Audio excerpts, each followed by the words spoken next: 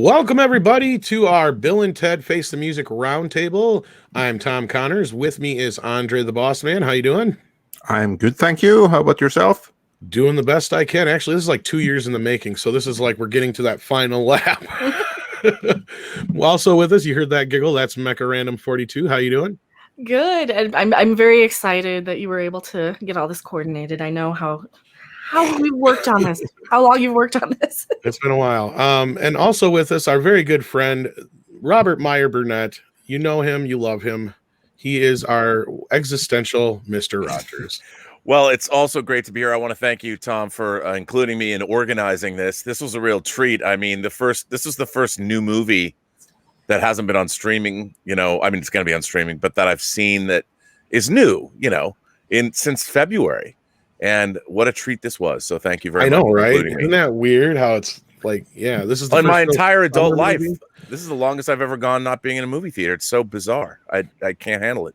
I know I'm getting to the point where I miss it too. But finally, last but not least, with us is Jeff from WorldclassBullshitters and Jessie Milestone from Mindless Entertainment. How are you guys doing?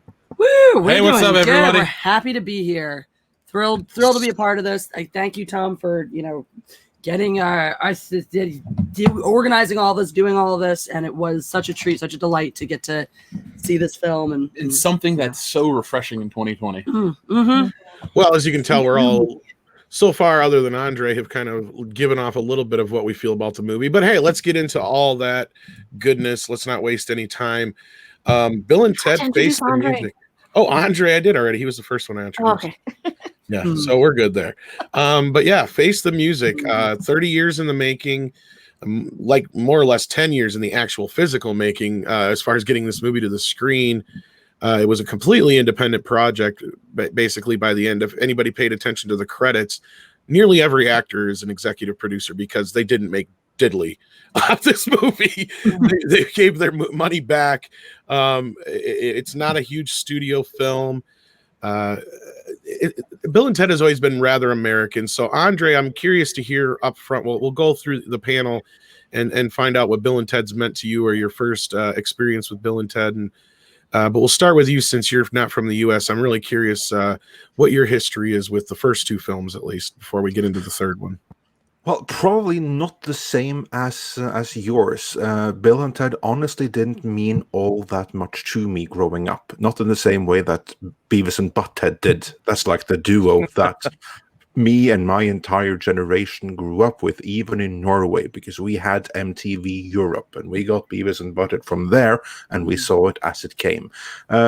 Bill and Ted and me, I actually first saw the animated series, which was cool enough. Oh, okay. And then I saw the movies when they were broadcast on TV. That's when I saw them. They were available on VHS, but I caught them on TV. If there were any hype or anything like that among those a few years older than me when they were in cinemas, I don't really know. But they left zero imprint in popular culture. So I kind of like discovered them from that animated series. And the movies when they were on TV. I've never discussed the movies with my friends. I know at least one friend of mine has seen it. But I don't think that they're very big in Norway at all. So no, actually, they were released on chance that I saw them. And as for what I think about it, I liked Bill and Ted's Excellent Adventure. I thought it was funny. I saw it a couple of times when I was a kid. It was cool. Joan of Arc was cute, and the music towards the end there was good and everything. Bogus Journey wasn't quite the same thing, but yeah, they were fun. I certainly liked it much more than Wayne's World, which was just like stupid to me, but not nearly as much as, again, Beavis and Butthead. It was fun, but it's not like it's not a vital part of my childhood or anything. No, I know in some countries it was actually, or most countries besides the U.S., it was released on video, so I'm not surprised there. How old were you when you caught him on television, though? I think I would have been around, I don't know, 9, 10, something like that. All right, so now thereabouts. Roughly the right age for it. Roughly the right. But again, it didn't leave a huge impression. Like I enjoyed it, but it didn't change my life or anything. I gotta be curious. I'm curious how especially knowing now, like compared to probably then, how well you spoke English compared to now. Like, how did the lingo translate? I gotta imagine the dude speak didn't translate very well in Norwegian, or what did they do? Come up with their own kind of words, or what? Not really, because they were subtitled. And the only thing of the subtitling that I remember, which really stood out to me then, was in the second movie when they cuss off Death and they called him like gay or something like that. And the way that that was translated, because we tend to take things which are PG-13 and we make them R in the translation and the subtitling. That sounds about right. So yeah. So like they used like a gay slur that was like fairly modest by American standards, and they made it really, really, really bad in the Norwegian translation. So that was like a proper thing that you'd be charged for today if you were to say it, that they put then in subtitles on in Norwegian national TV. So that was like a different era.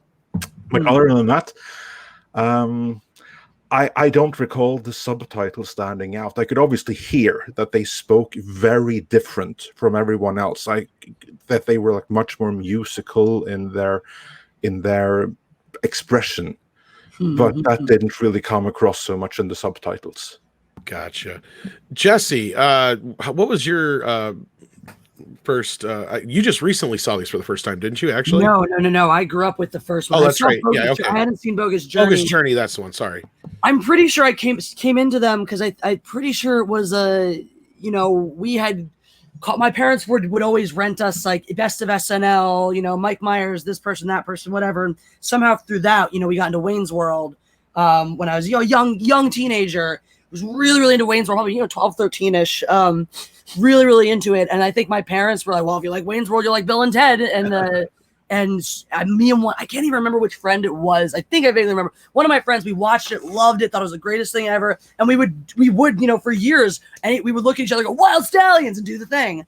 And it was great. I mean, it was perfect. I love Keanu Reeves already. From that point, I think I would have seen The Matrix at that point. It would only have been out for a few years at that point, but I would have seen it, gotten into Keanu Reeves from that. I was big into boy crazy and whatnot. So that was any time there was a movie out that had a guy in it that I thought was cute, it's easy sell for me.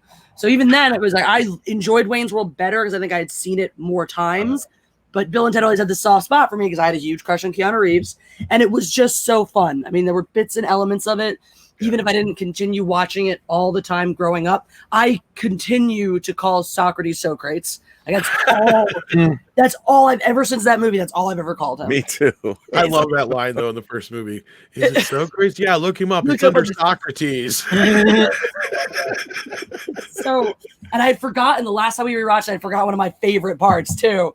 Bob Genghis Khan. Yeah, when they're trying to come up with weird names. Bob Genghis and Khan. they just give up at Abraham Lincoln. It's just like an Abraham Lincoln. That's one of my favorite parts of just all of that absurdity. And that was so fun about it because I think that's what I responded to in Bill and Ted even more than Wayne's World is because Wayne's World leans into the absurdity but kind of winks and nods at you as they're doing it in certain ways, and Bill and Ted just kind of embraced it. It's like verisimilitude. Verisimilitude, yeah. They buy like this world. There's a weird believability. I mean, in Socrates just suddenly understands what everyone's saying. I love that. Like, and Really, I think the kid's a hero. and I think it's such an interesting way to approach this cultural barrier, language barrier, whatever. And they just sort of ignored it, and we're like, everyone just kind of gets each other. And that's always been the tenor of it's very Monty Python-esque. And Yeah. that was a huge influence on Chris and Ed when they wrote the films, of course. Like, so you can definitely feel it, especially with things like you ditched Napoleon. He was a dick. It's just like and everyone just I just like how everybody in this world, except for like Ted's dad, pretty much just accepts the general logic of the world. Including the historical figures. And that was the most fun for me, the way the historical figures all sort of just, kind of bought into it and piled into it. I think the mall scene is so fun. Mm-hmm. It answers that question that everyone always asks. What if this person were alive today? What if that person were alive today? And I thought they did it in such a cool way, in a way that that honored, history as well as just being, it's so much I think the thing when you go back and really think about Bill and Ted, it's so much more than just this goofy movie for stoners that it kind of seems like it is on the surface. It has a lot of heart and a lot of charm to it. And I think that's why it's endured for people for so long. Now, Bogus Journey, though, you weren't as big of a fan, from what I recall, but when we talked the other night after you saw it's just, I think it loses. I think some of that, all the things, the verisimilitude and the wacko logic and whatnot, it still has, but I think they lean into the wacko more and move away from what made Bill and Ted really special. It's still charming, it's still lovely and all that, but I think leaning into the wacko, you also, my biggest complaint is you just kind of lose the narrative thread at a point. Like, why are we getting this weird, creepy, fuzzy physicist where everyone's obsessed with Station, you know, like that was just so weird. I mean, Station was weird enough as it was, but then like the obsession with his butt was just weirder. And I'm the opposite, though. I love Station, but I loved him even more after Ed told me the story of how Station came to be. Like, I don't know that story. Oh, well, real quick, they got pissed because they've had to rewrite the ending and stuff so many times because the studio kept taking away money because Orion was on the verge of bankruptcy. Well, they were always on the verge of bankruptcy, but like, so they had to redo the ending again, and so they got pissed and they deleted a bunch of stuff and accidentally left the word station. So here it was, the middle of the night, and they're all pissy and punchy. So they just started saying station to each other constantly. And it was in the script. So it was like there. So they kept having other characters start saying station. And they're like, wait. What if we have this alien named Station and all he says is station? So it's kind of like Groot before Groot in a way. Or, I mean, Groot existed, I think, at that point. But it was like that whole idea that all this character does is say one word and it means everything. So that's kind of where the joke came from. And it was a big fuck you to the studio for making them have to change it again. Because everybody hated the joke. They're like, we don't get it. And they're like, yeah, I know. That's the point. That's the point. So yeah, Jeff, I know you and I really bonded over Bill and Ted and a few other things, but Bill and Ted was one of them right away. Tell me your history real quick with the films. So I was only 4 months old when Excellent Adventure came out, but I was one of those kids that hung out with older family members. So Bill and Ted was always a thing in my life. My cousin Jason, who's 45 or whatever now, Bill and Ted was just one of his favorite movies. He's in that prime age. So I watched it a lot as a kid. And then when I was slightly older, maybe first grade, I saw Bogus Journey. And then Bill and Ted kind of didn't really go away from me. It was always in the back of my mind, but it's like, I didn't really watch it for many, many years. I was actually talking to Jessie about it the other day, how like there's probably like a 10-year gap where I didn't watch a Bill and Ted movie. But every time I would see Keanu Reeves, I would think of Bill and Ted up until about The Matrix. Because he was always just the Bill and Ted guy to me, but he was in other stuff. So you'd watch like Dracula and Babes in Toyland and crap. And he was Parenthood. Still yeah. So I've always liked the movie. The second one, not so much. Actually, we went back and watched all the first two of them. And I was like, I love the first one, the second one, a little lesser. But, I mean, I keep hearing the Wayne's World comparison brought up. And it was funny how in the 90s, you had these late 80s, early 90s, you had these really famous duos that really, it was a thing up until about the end of the 90s. You had, Bill and Ted, you had Wayne and Garth, Beavis and Butthead, you had Jay and Silent Bob. First, really Cheech and Chong. But you had these, like, really funny duos that they don't really do anymore. Everything's a team or a solo entity. Bill and Ted's so unique. And I've always loved that about it. But yeah, I mean, always been a fan. I don't really have too much else to say besides, like, Tom, I'm like you. I picked up the new action figures. I've always had fun with them. And I think Bill and Ted's Excellent Adventure is like the perfect movie to show, a kid growing up, because it's like you get a little bit of history, you get a lot of comedy, and you just get a really good story. So I hold Bill and Ted in a very special place in my heart. Awesome. So, Robert, how about you?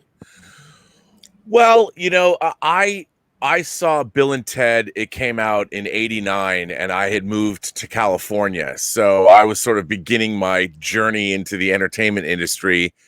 And here's the thing. Bill and Ted reminded me of Fast Times at Ridgemont High, the character of Jeff Spicoli that Sean Penn played. And he's, famously a stoner, like, party on, dude. He was like the first prototypical Bill and Ted.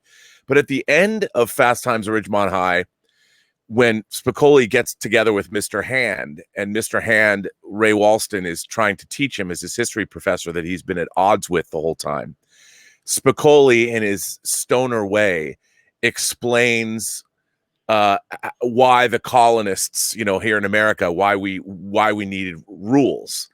And he does it in this stoner way. And Mr. Hand realizes that even though Spicoli's a stoner and hasn't paid attention in class, he's still able to grasp these historical concepts.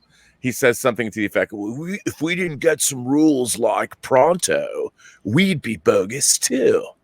And so I always wondered, I mean, I don't know, I don't know if Ed Solomon's ever talked about this, but it occurred to me that that moment in the movie, in Fast Times at Ridgemont High, which is a movie I grew up with that I really liked, became the basis of Bill and Ted. Like, you had to have been inspired by the Spicoli character, at least Sean Penn's portrayal. And then to see this movie that took the idea of how would stoners learn history, you know, and I had been to San Dimas because a friend of mine lived in Glendora, which is kind of right next to San Dimas. So I knew where San Dimas was and actually had been there. And so I really liked Bill and Ted, but I didn't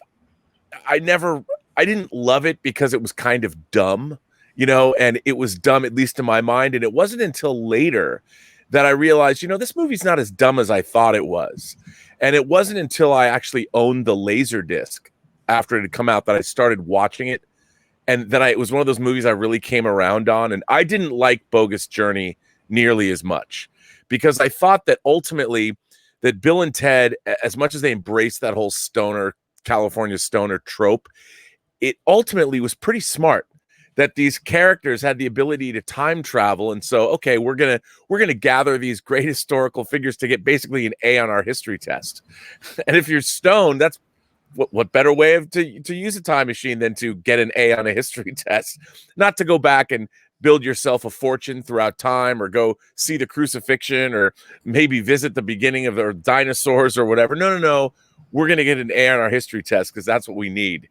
And I love that idea. So Bill and Ted has become a favorite. The first one has become a favorite film of mine over the years. And every time I revisit it, it never ceases to put a smile on my face. And I've loved it. And even though I didn't love Bogus Journey as much, I did love Bill Sadler as Death and later work with him. And he was great. And so, you know, that's basically where I was at when they announced this movie. But I should say one of my new favorite genres is sequels that are made like decades after the fact. and one of my favorites, and it made no money in America and nobody talks about it, is Trainspotting 2.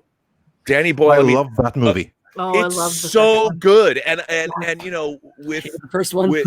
it was the first one's great, but I love the first one. The first one's like I'm in the minority. I can't stand it. I can't stand the okay. first one. Well, I can understand. I have a friend that hated it too, but I really liked it. But Trainspotting 2, I loved it, and these sequels that take place, you know, 20 years, 30 years after the fact.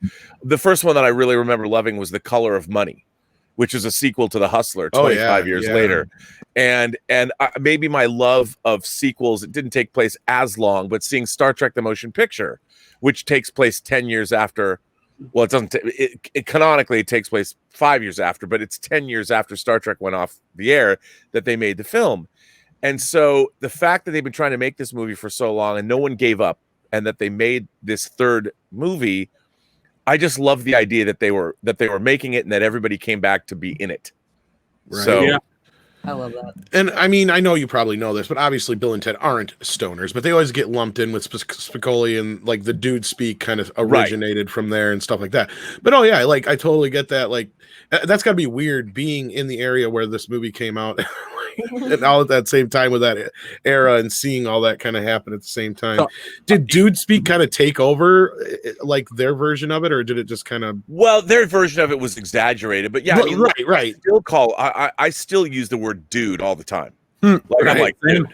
Well, like they invented so many different words too. Like I swear I've never heard duder and stuff like that before.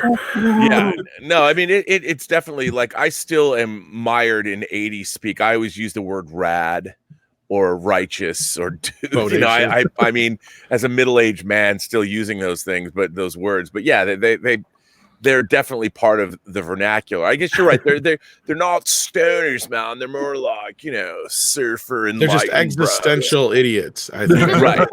I always Like, say, like, Colin Bill and Ted- argue will be like, dude. dude. Exactly. Yeah, they can get into an entire argument Movie. and make up with just using the word dude. You know, like Mhm. that's the thing. Well, That happens. That's real, by the way. Yeah, That's Well, absolutely real. Robert, you made a really great Yeah, point that's about fair. like the staggered sequel, because I was thinking about that right before we went on air. You know, Bill and Ted 3 compared to something like a Force Awakens or a Superman Returns, it's very refreshing. I know we're going to wait for, you know, more stuff later on, but I'm really glad you brought that point up, because that's something that I've been thinking about over the last couple of days. Right. It's very satisfying. I mean, It's the very one that comes to satisfying. me, it's a smaller time jump of Firefly to Serenity.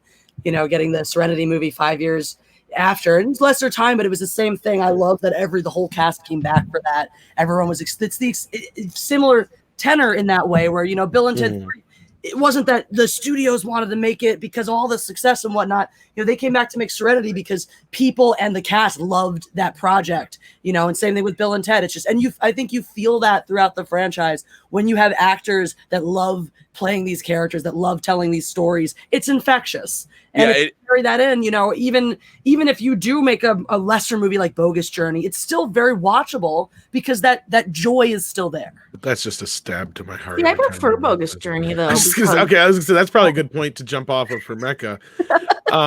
Because even though Excellent Adventure and Bogus Journey did come out so close together, most people don't realize they were filmed 5 years apart. Yeah. Right. And do take place 5 years because Excellent Adventure sat on a shelf for almost 2 years. And the weird thing is how different they do feel. And I know Mecca, you and I are on the same level as far as like, I don't think it's better. I think it's just as good, Mhm. but for different reasons. To me, like it's that whole alien versus aliens thing. It's that whole, we have this idea, but then we took it to that next gonzo level. So tell me, I know you kind of more like me have probably the similar age experience and Mhm. growing up with these films. So what was your experience with Bill and Ted growing up? Well, I kind of missed the first one until it was on video. And until like the second one was getting promoted and hyped up. So then that's when I finally went back and watched it. I think I probably rented the first one, but I was so excited and just hyped for the second one, you know, just because the trailers were amazing. The soundtrack, I was like super into the metal stuff back in the day. And just pretty much everything about that at the age I was at was just so perfect for me. It had like the Star Trek references. It had, you know, the Grim Reaper stuff was just hilarious to me back then. I was just budding as this music geek. I've told you guys off air anyway, and I've told people this a lot of the times on my streams too, that I started playing my first real guitar was a Flying V, and it was black and red because Keanu Reeves had the black and red Gibson Flying V. I never had a Gibson, but it was just because like I thought everything about these were just so cool, and you know there was nothing mean-spirited about these films. They were decent guys trying to do right by the world. You had George Carlin coming in the first film, you know, who I was right at the age when I was discovering a lot of the stand-up comedians that I'm really obsessed with. So you had all of these, like it was like just a perfect combination of everything that I was into at that age. And I was such a dork. I even named my goldfish Bill, Ted, Joanna, and Elizabeth when I was a kid. Because I was a dork, and I love admit that. it. There's I nothing love wrong with that. Dude, my cat's names right now are Han, Lando, Mal, and Jane. it. And there's nothing wrong with that, and they're adorable. But know- yeah, go ahead, Rob. Sorry. Well, I was gonna say the difference for me, and this is gonna seem insane, but it'll give you insight into just how strange I can be. So in Bill and Ted's Excellent Adventure, I believed the movie because they go back into, like, I believe George Carlin's character and the future and all that, and you could go back in time and find real historical figures and bring them forward in time. This is something that you could have told that movie as a serious movie. Yeah. Like if somebody said philosophically, we have to go get these characters in history. They're going to tell us something that's going to help save the future. We don't know. Exactly. It's the basic sort of trope of we have to go to the past to save the future. Yes. That we have seen in more serious, notes. Even though Yes. Back to the Future has a lot of levity in it, it's a much more serious film that uses the same. I'm glad you brought that up too, because I was but- thinking you're talking about time travel Yeah. and how they each handle time travel, Uh-huh. relatively speaking. Yeah, but the thing is, when you go to Bill and Ted's Bogus Journey, the character of the Grim Reaper is not real. I mean, and the character, and even though, you know, it's evocative of Ingmar Bergman's The Seventh Seal and all that, I'm like, you've now transgressed, or you've moved into a different genre, like the historical time travel, whatever.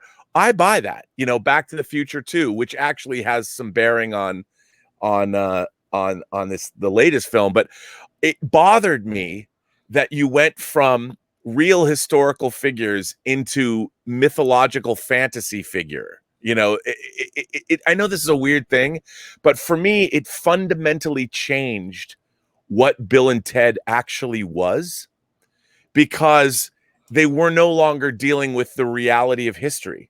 They were now dealing with utter fantasy, which to me undercut the movies, if that makes any sense. I can respect that, but on the other side of it, I see it the other way around too, is like existentially, like their heaven and hell is like the other end of time and space. I know, I know, and I know it's one, you know, it's one specific religion, so that's kind of a tough thing. But just the way that they paint heaven and hell is basically the Monty Python version of heaven and hell.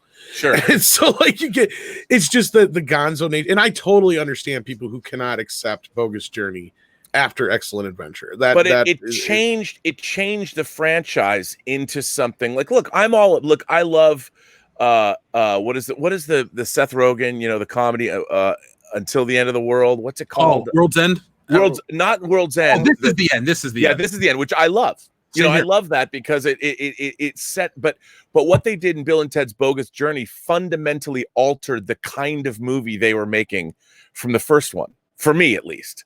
And it was a very interesting shift, because you went from, again, the historical to the mythological, and that's fine. But there was something that for me, there was maybe an intelligence that was now missing from the film, even though it was hilarious. I can respect that.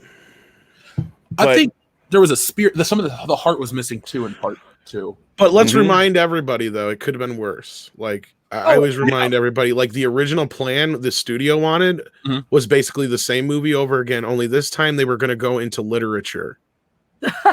No, see, that's so they could pass English class, which would have been so dumb, because if it's 5 years, I mean, they were already juniors. Exactly. Well, yeah, they would have just played it like the next day or whatever, and that's the whole thing. They would have made it like a straight up 80s sequel to where it's like, you know. Tom, do you think that would have been more successful financially? No, I don't think so. I think everybody, especially at 91, at that point when the first film had already been out this long, you had gotten the sequelitis at that point, to where you already had people griping about Ghostbusters 2 just 2 years before that being a retread of the first film. Well, yeah, it definitely. Oh my! I don't want to get into it, man. Ghostbusters 2. No, thank you. Now I get Bill and Ted's polarization between fans, but the ironic thing is how well it played at the box office, and I'd actually say in certain aspects it impacted the culture a bit more, because, like Mecca said, it was the MTV Bill and Ted. Like, it was everywhere that summer. Absolutely. Yeah. What I will say about Bogus Journey that I do like is how fresh it was, is how different the story was, how different it looked. Yeah, it looked, and that was nice. And I thought, you know, I liked that they aged them up too. You know, we don't need to see, I think that's part of the fun, is like when you see them a little bit older. And that's one of the joys, I think, of, not to get ahead of myself, but I think it's one of the joys of 3 is then seeing the next stage of their life. And one thing too, I think the reason why I have a little bit of disconnect with part 2 as compared to part 1 is because I actually love the characters. And so they're really weird, where it's a character I don't want to see get pushed down. Like, you know, you always want to watch your characters get knocked down and get back up. With Bill and Ted, they're kind of very innocuous. Like he says in one of them, "We're weak, don't hit us," or whatever. Like, they're just very innocuous, like, peace-loving dudes. So I like when they die in the second one and shit. I get it for the humor and they come back, but I'm just like, I don't want to watch Bill and Ted get beat up. But I want to see them. A lot of the beginning of that movie, until they go to hell, is really them on, you know, backpedaling, running away, and they're not on, you know, on their back.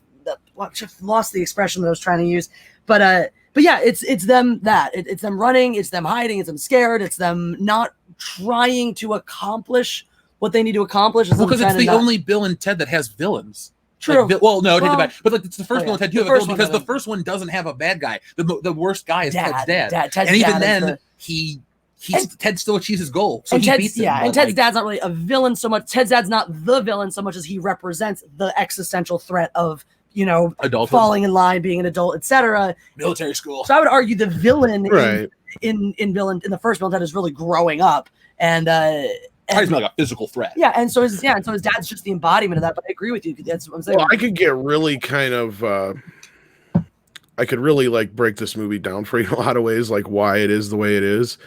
They wanted to go darker, obviously. There's the plain example of why. And Bill and Keanu Reeves and Alex Winter were powerful enough at this point to say, no, this is the story we want to do, as opposed to the other one. That shit aside, if you look at Bill and Ted for what it is, Yeah. like on the story level, I like the idea of, like I said before, that whole Monty Python idea. You take it to that next level, and their destiny is so ordained that even heaven and hell can't get in their way. Like even death, like in his infinite, powers, can't beat them at a simple game because they are the great ones. I think that's kind of the whole joke of that. And then when you get to the other side of it, I think it's Ed Sullivan and Chris Matheson really, really commenting a lot on sequels, on the killing Bill and Ted, Sure. literally, like to the point where like they feel like we're doing this movie and it's killing the characters we created. So like I feel like there's a reason why you feel that way, Robert, and you feel the way you do, Jeff, when you watch the film, is because I feel like Ed and Chris really felt like this is not what we should be doing to our characters. But despite that, I feel like they created something like I said, when I compare Alien to Aliens, to where it was, we're not going to give you the same thing. We're going to give you something completely different, and you're going to either love it or you're going to hate it. Yeah, look, it was just a different approach. But what was interesting to me is that now with the third one, I know we haven't gotten into this yet, but what I was thinking, We should though, yeah. well, what I was thinking is, okay, now what it looks like they've done, and indeed they did, is combine the two movies. So you're taking what my mind was this interesting time travel, legitimately good time travel story that you could have played seriously and it still would have been compelling. And then you're combining that with the utterly fanciful, fantastical version of these characters, because the two movies are so different in that way. And how is that going to work? Like, I didn't know going into the third one. I'm like, I really like the first one a lot. The second one, I have a fundamental philosophical storytelling problem with, even though it's enjoyable. I like it. It's fun. And I do like stories about people who go to heaven and hell. I like them. But it was just funny coming from the first movie to make that transition. So I was wondering, how is this all going to work together? Could they possibly make a movie that reconcile these two different films into one? Because clearly they're bringing death back and they've got time travel. So what's going to happen? And I was really curious. And I think that's probably a good jumping point, because I mean, I don't think I really need to get into how much the film's meant to me growing up. I've touched on that in my review and a few other places, so I'll save everybody the time. And say you're a fan. I think it's pretty obvious. I fucking dressed like Bill. Biggest like fanboy ever. 2 years. Like, I'm not even kidding. Like it was flannel shirts, Adidas, and backwards ball caps all the way. I'm not even kidding. Like, if you had pictures of me in that era, that's exactly what I was wearing. All right. Anyway, this movie, before we get into actual spoilers, so this is the final warning, folks, we're going to give our initial reaction, and then after that, we're going to go into spoilers. So this is the next to next warning before we actually get into spoilers. So real quick, I want to go around the horn and just, did you like it? Did you hate it? Did you love it? Andre, let's start with you. I liked it. I liked it just fine. Keep in mind, though, I do not have the same affection for Bill and Ted growing up as the rest of the others you do. So I liked it just fine as a standalone movie. Didn't change my life or anything. Yeah, it was cool. All right. Jessie. I'm going to go on the love side. I was very charmed by it. I may have had something to do also with concerns I had going in, which was nice because I feel like all the concerns I had were erased in the first 5 minutes. And right. I thought, I was very charmed. I was very, very charmed. And we will get into the concerns when we get into spoilers, because it's really hard to get into those until we get into the spoilers. Oh, so like those who are listening, don't worry, we will address that. Jeff. Yes. I'm in the love category. I was excited when I heard this was coming out. I had followed the production the entire time. I mean, shit, every one of my videos ends with "be excellent to each other." So clearly I like already ready. And this did not disappoint in the slightest bit. You know, without going into any spoilers, anyone that's concerned with anything, wokeness, any of this modern crap, this is a movie that is a modern day film, but it's a continuation of something from 30 years ago, and it flows perfectly. So I just want to put this out there for anybody watching now. Don't buy into any of the crap that people are going to say. We've seen the movie. We know better than the people online that are watching trailers and telling you it's going to be this crap. It is nothing like that. It is awesome. And, go watch it. Seriously, anybody that would ask me, should I see this movie? You should buy this movie. I even told you before we went on air, I want to buy the Bill and Ted box set. Bill and Ted, while it's not the perfect trilogy, it's a great way to bring back an old franchise. I think it did it better than anything else. I think you made a great point there. And just for full disclosure, none of us got anything out of this other than just to see the movie for free. Exactly. Yeah. And we're not getting the movie for free. We just got to see it for free. Like giant watermark over the middle. So Jeff just said, I pre-ordered it, on digital and stuff like that. So I'm not getting anything for it. I worked on that interview for 2 years. It was just a surprise that I got to see the film ahead of time, and I just happened to talk to the same individual, and I worked it out so everybody else was able to as well. But yeah, so Robert, did you like the movie? I was delighted by this movie. And look, clearly it was made on a budget, made for price. But I was surprised at how all of the relationships worked. I mean, we won't get into spoilers yet, but the things that they added, like the daughters, I was like, how is that going to work? I thought it was work like gangbusters. I thought the whole premise and what was going on was terrific. And my real concern was, how are they going to combine the science fiction of the first film with the fantasy of the second film, put them together in one film and make me like it? Right. That's what I was really wondering. And I thought they did it beautifully. And they came back and they had a legitimate story to tell. And I'll tell you, I will flat out admit it, I was really moved by the end of the movie. I was literally like kind of getting choked up. And it might be a factor of living through the year of 2020 and everything that's been going on. But this was just, it was like taking a happy pill of some kind. Yeah, I can agree with that. I was grinning the whole time. I was smiling the whole time. It was light. It was breezy. It was fun. It was uplifting. It was funny. And it was just like a fine day at the beach, with the wind gently. You got a few beers, you got your friends, you're reminiscing about old times, and yet there's still talk of the future. I loved it. Little traffic jam along the way, but some good tunes. So you may do, right? It was like Bill and Ted Wood. and yeah, it was just, I was surprised by it. I like the widescreen photography, but clearly it isn't the most expensive movie in the world, but that didn't bother me at all. And like all of these, one of my favorite, we talked earlier about sequels that take place years later. And I think one of the great ones, and I'm constantly talking about this, that if you're going to approach a franchise property, how to do it right, is the movie Creed. Yes. Ryan Coogler's Creed. I'm always talking about, okay, that was the 6th Rocky sequel. It had no business being as good as it was, but it was made by a true fan who had a new story to tell, new characters, and yet still honored, in fact, to the point of where he got an Academy Award nomination, Sylvester Stallone playing an old Rocky Balboa. I mean, this movie had the same kind of reverence, that everybody put their heart and their soul into this movie, and you felt it while you watched it. Absolutely. Call that the Cobra Kai effect. Yes, I was going to say Cobra Kai is another great example too. But Another great example. I don't think we have to ask you, but did you like it? And you know me, I don't like anything, but I really, really liked this. I don't know if I put it in the love just yet. I might need to see them all like in one sitting, all 3 films in one sitting. I didn't have time to rewatch 1 and 2. I haven't seen them in a few years, so I haven't had time to watch them. But as a film on its own, yes, I really enjoyed it. It was very uplifting. It was very heartwarming.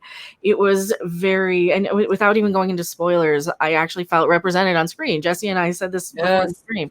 These are female characters that aren't terrible female characters. They're us on screen. It's like, oh, these girls know everything about music. I love that. They're nerd girls. They're music nerds and real ones, not some stylized, glamorized version of it or some brace wearing. Big Bang Theory version, yeah. Yeah, no, they're not Big Bang Theory geek girls. They're oh, I love them. I love them. They're real. They're so, for being such a wacko movie, they're so fucking real, you know? Yeah. And that's what's like really nice about this. This is a movie of people who genuinely like each other, want each other to succeed. You don't have a whole lot of people, even like even the quote unquote villains of this aren't rooting against our main character. Like I don't feel negative element too.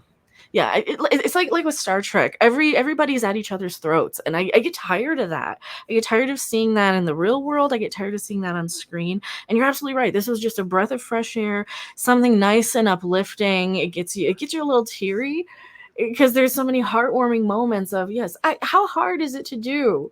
Just a nice story about people who want to fix something or do better or improve something or save the universe, without having all of these conflicts.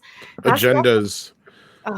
Political agendas, But this movie does that, and this movie does everything pretty well. And yet it's a little low budgety and it's a little technically this or that.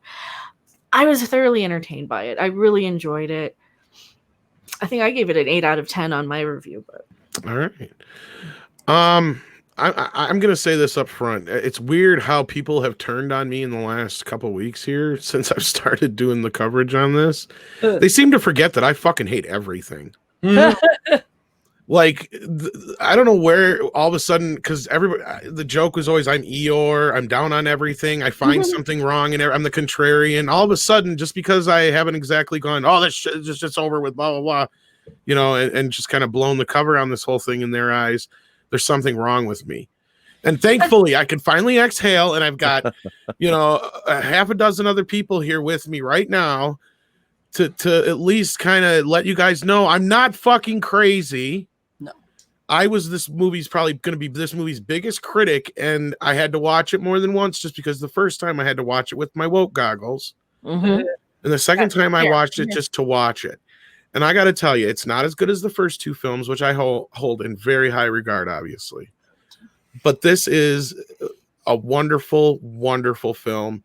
It creates almost a perfect trilogy in my eyes. I know that's up for debate, but I mean, in my eyes, it just, for me, it was a sigh of relief. I can finally exhale, something that I've been waiting so long for to happen, and I didn't want to be destroyed because, like Mecca just brought up, we've seen so many like, I'm almost to the point where I want to cry tears of joy. That's the weird thing. Like, I know how Kevin Smith feels sometimes now. Like, it's just like, like, we've seen so many things trashed, bashed, pushed in the mud, and destroyed in the last few years, to finally seeing something treated with care and not have a full-on agenda to just destroy the past and build up this new thing that nobody asked for. This is a fucking Bill and Ted movie. It's not a reboot. It's not a requel. It's Bill and Ted 3. It is like Robert said, they managed to take what happened in the first two movies, no matter how much of a pain in the ass it was to the screenwriters who didn't write all those end credits stuff at the end of Bill and Ted's Bogus Journey, to address all that and still move the story forward. Mm-hmm. Now we're going to get into some spoilers here, but again, I can't reiterate enough that this is what we've been waiting for. This is what the type of movie that these kind of things should be. Cobra Kai, Creed, Face the Music. This is what Hollywood should be paying attention to. Can I say one thing before we get absolutely? And they didn't want it. I just wanted to say, like, I think a lot of it, because Robert keeps bringing up the budget, I think a lot of it has to do with people that are passionate, low budget, no giant corporation. Because I think what Orion's MGM, but MGM's not MGM like it used to be. Right. Everything that we're bringing up, a YouTube series, a low budget film, a franchise reset, essentially with Creed, stuff no one's really thinking about. This isn't. There's nobody in a boardroom going, what are the 4 quadrants we need to hit? Oh, we're going to pick Bill and Ted. No, this is people that worked on the old stuff that are like, we want to tell the story. It's here for the fans. And I think all of those projects reflect the love behind the camera, and then we're all better off. Well, to go a little bit further on that, look at the results. I mean, you guys brought up Cobra Kai. Again, who would have thought that would work? Hello, third season. Absolutely. And people and then Creed led to Creed 2, and Ryan Coogler directed Black Panther. And I'll even argue Creed 2 is better than Creed 1, in my opinion, because it ties even more of the Rocky universe into it. Yeah, I mean, it turns Ivan Drago, who is pretty much kind of a cipher in Rocky 4, into a character that you actually care about. But I think that there's something to be said about this kind of thing.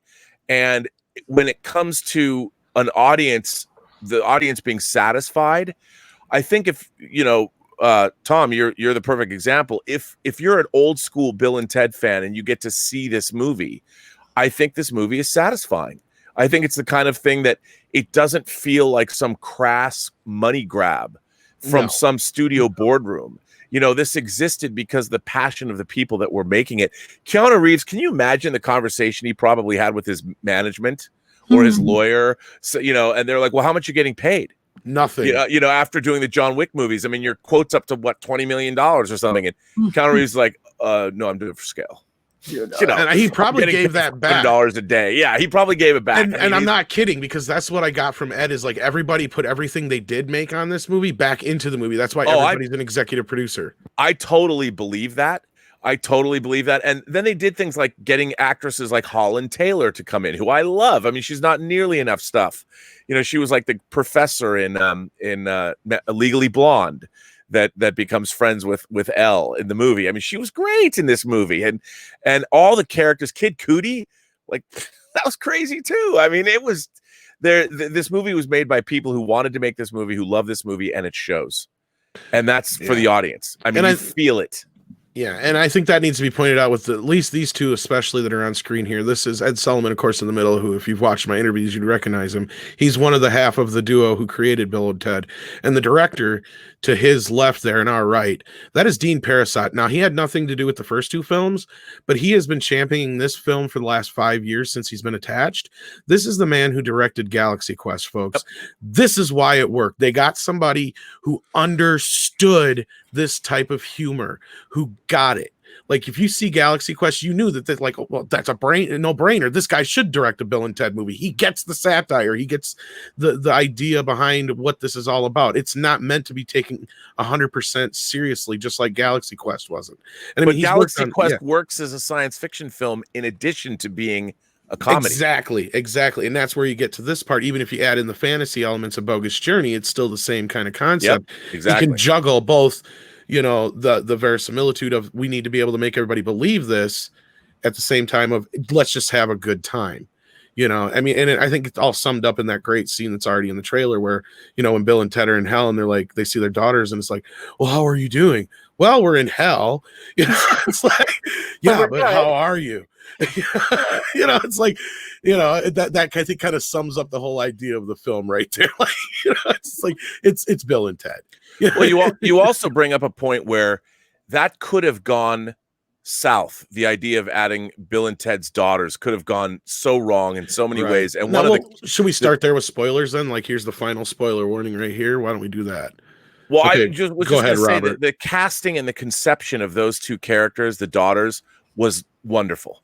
Mm-hmm. The portrayal of those characters, the way they embraced those characters and what they did with those characters, that was one of the things that most surprised me about the film. And I'm like, I loved those two characters. Mm-hmm. And again, it could have gone south. It could have been, studio notes probably would not have been good when it came to the portrayal of those characters. And they took them in such a way that I felt like they elevated every scene they were in. The performances that they gave, those two actresses probably were having the time of their lives. Oh, yeah. And kudos to the both of them and to the writers and the director for making sure that those characters were a great addition to this franchise. Mm-hmm. Absolutely. Well, they were right. Ed Sullivan has given interviews saying how having it be boys again would have been so redundant. Yeah. And once you see the film, you're like, yes, absolutely. Because basically they're kind of, I mean, can we get into the spoilers yet? Yeah, like I said, right here, let's say this now. Like, we've been on this long enough that I think we've got plenty past the point where now people should be like, okay, here we're going to get into spoilers. Because yes, let's just say this right off the bat. No, the girls don't write the song that saves the world. Yes. However, they say they do. However, with an asterisk. Big problem. there is a moment where it makes you feel like that Bill and Ted are there to back them up because they actually say something to that effect, and then it implies they write the song. No, what they did is take a bunch of music and put it together. And they do say that. Like, it's not like Bill and Ted are denying that either. And the nice thing is while that line, and that's I think why the line didn't bother me so much. We're here to back you up, because it didn't feel like, that's the thing is, people are gonna watch it, people are gonna hear that line, people are gonna go, oh, some woke bullshit. It didn't feel like that. It should have been, you're here to help us. Yeah, it didn't feel like that in the movie though, because it felt like the intention behind the line wasn't, oh, the girls are better. It felt like the intention was, we're here to pass the torch. And I thought that the way they handled that scene after that, because it's not like Bill and Ted didn't come out and play. It's not like they didn't take center stage, and we're in the front, we're in the front of all of that. But it was sort of interesting too to take it and be like, okay, well, what would, the Bill and Ted, Band of the Future be? Okay, now we have all this electronic music. We have, people live producing, live sampling and things like that. And it was sort of a natural, and that was another way for them to not step on Bill and Ted's toes. Well, they're not guitarists or drummers or this or that. Right. They're not filling their mom's old role in the band. They're filling a whole new one. Yeah. And right. And I think the best part though is right at the very end because they have an opening narration which can be misleading and the final narration which can be, obviously it clears everything up. And I think the most important thing they say right there is like the song didn't matter. Yeah. The song wasn't even that important. And I think that's the thing that most people are just going to forget right off the bat is it doesn't even fucking matter if they produced it, whatever, remixed a bunch of stuff, because in the end, it's still Wild Stallions. They're still, they should have just said, you're in the band. You're here to help us kind of thing. That's really more of what it is. It's like, you're part of the band too. We're a family. That's really the kind of the real message of this movie is the importance of family. Let's be upfront. It has nothing to do. Love letter from daughters to fathers. Daughters to fathers and all vice versa, and just family in general, because we'll back it up here a little bit, but you guys are right. Like that I think needs to be hit home more than anything, is that the key to this wasn't so much that they wrote the song or that anybody wrote a song. It was that they were playing it all at the same time through time and space, because that's what Bill and Ted figure out. And that's another thing I want to give them credit for, is they used the infinity button, something that has been in the phone booth since the very first film. And I love that bit when she's like, why don't you just hit the infinity button? And they do it, and it does exactly what they need to do. Like everything was predetermined for this moment, folks. Yes. Like that's what I loved about this movie. And we'll back it up here, because like that's the thing, is like everybody's worried about the girls taking over the movie. No, it's still a Bill and Ted movie. It's like it took them that long to get the right level to where they have the right piece of the right producer, of the right coordinator, the right sound engineer. Well, and Bill and Ted are still 100% proactive in everything. Like they figure out that that it's all about, everybody playing the same song. And like you guys said, they jump in and play along with them. And, it all makes sense. Like before you, and what I want to say though, before you move away from the still that's on screen right now, not to shift gears too much, but this is just the perfect one to go back a little bit to what Mecca and I were saying about seeing ourselves represented finally. One of the small details, I mentioned in passing, one of the things like growing up for me at my age, the tomboy that was marketed to my generation was Hilary Duff. She was the one. You had your cuter Lindsay Lohan types that were supposed to be these pretty girls who want to be, the mean girl and whatnot. And then you had like Hilary Duff was supposed to be in all her little movies. She was the outcast girl who was supposed to be like the Avril Lavigne sort of prototype. And she had her straightened hair, heavy makeup, bright pink shiny lip gloss, cute outfits, short skirts, and all that stuff that was not representative of tomboys from the 90s, early 2000s, whatever. And then you look at this chick right here, Brigitte, what's her effing last name? Nielsen? Something, whatever. London Pain. Yeah. London Pain. It's a hyphenated thing with lots of stuff. But right here, she's got her like surfer top on and the baggy shorts. And that was my entire aesthetic in high school. Short hair, black eyeliner, no other makeup, tight top, baggy shorts, boy shorts, and just seeing that, people always and she's probably wearing her dad's boots too. Probably combat boots. That's like literally how I dressed in high school. That's my aesthetic, and you never effing see that because every studio is too afraid to show what real women or girls actually are like, actually look like. that we don't have to be some prepackaged version. Oh, if you're not a pretty girl, then you must be an ugly one or a nerd or a this or a that. Oh, if you're a tomboy, you're still cute. No, I mean, she is very cute, but she doesn't have to be extra girly or extra this or extra that. She just dresses like an effing tomboy who's into music, you know, and it was so refreshing. For every time I want to say, Ray is the representative of strong, empowered women. No, she isn't. This right here, it represents me, this random, you know, surfer type dude chick. Who's And they even call each other dude. Yeah. and that's what I love about this movie too. They don't do the dudette thing. I'm so over everyone in society today obsessively changing every fucking word to match a gender. Like my favorite line of Samara's is, "Dude, it's the future." Yeah, I love that. She showed what Kelly showed. Exactly. Exactly. Not visually, like for me, even if it's not like visually how I would dress, that's how I am, like mentality wise. Like I will look at different music and pick out, you know, oh, I can pick out some random, you know, like Bulgarian folk song from whatever, and that's one of the things like they'll do. They'll go and find a Mongolian guy drumming who's the best drummer in all of history. Well, and what I like. That's what I would do if I were these characters. What I also like is they're not exactly like their dads in a sense, but they're different in a sense. Like, okay, first of all, yeah, there's the music aspect. That's one thing. But instead of them always saying the same thing at the same time like their dads do, they tend to finish each other's words. Did you notice that? Instead of see, so they get to give them their own little gimmick because these two would have grew up like twins. Yeah. So they give them that kind of a vibe, and I love that aspect of it too. And like you guys said it, like, and that's the best part is they don't overtake the film. They have their own little excellent adventure and bogus journey in the background, and that's just what it is in the background. Mm-hmm. Like you literally, like by the time you cut back to them, sometimes you're like, oh yeah, I forgot they were on their little adventure. Yeah, you know, like.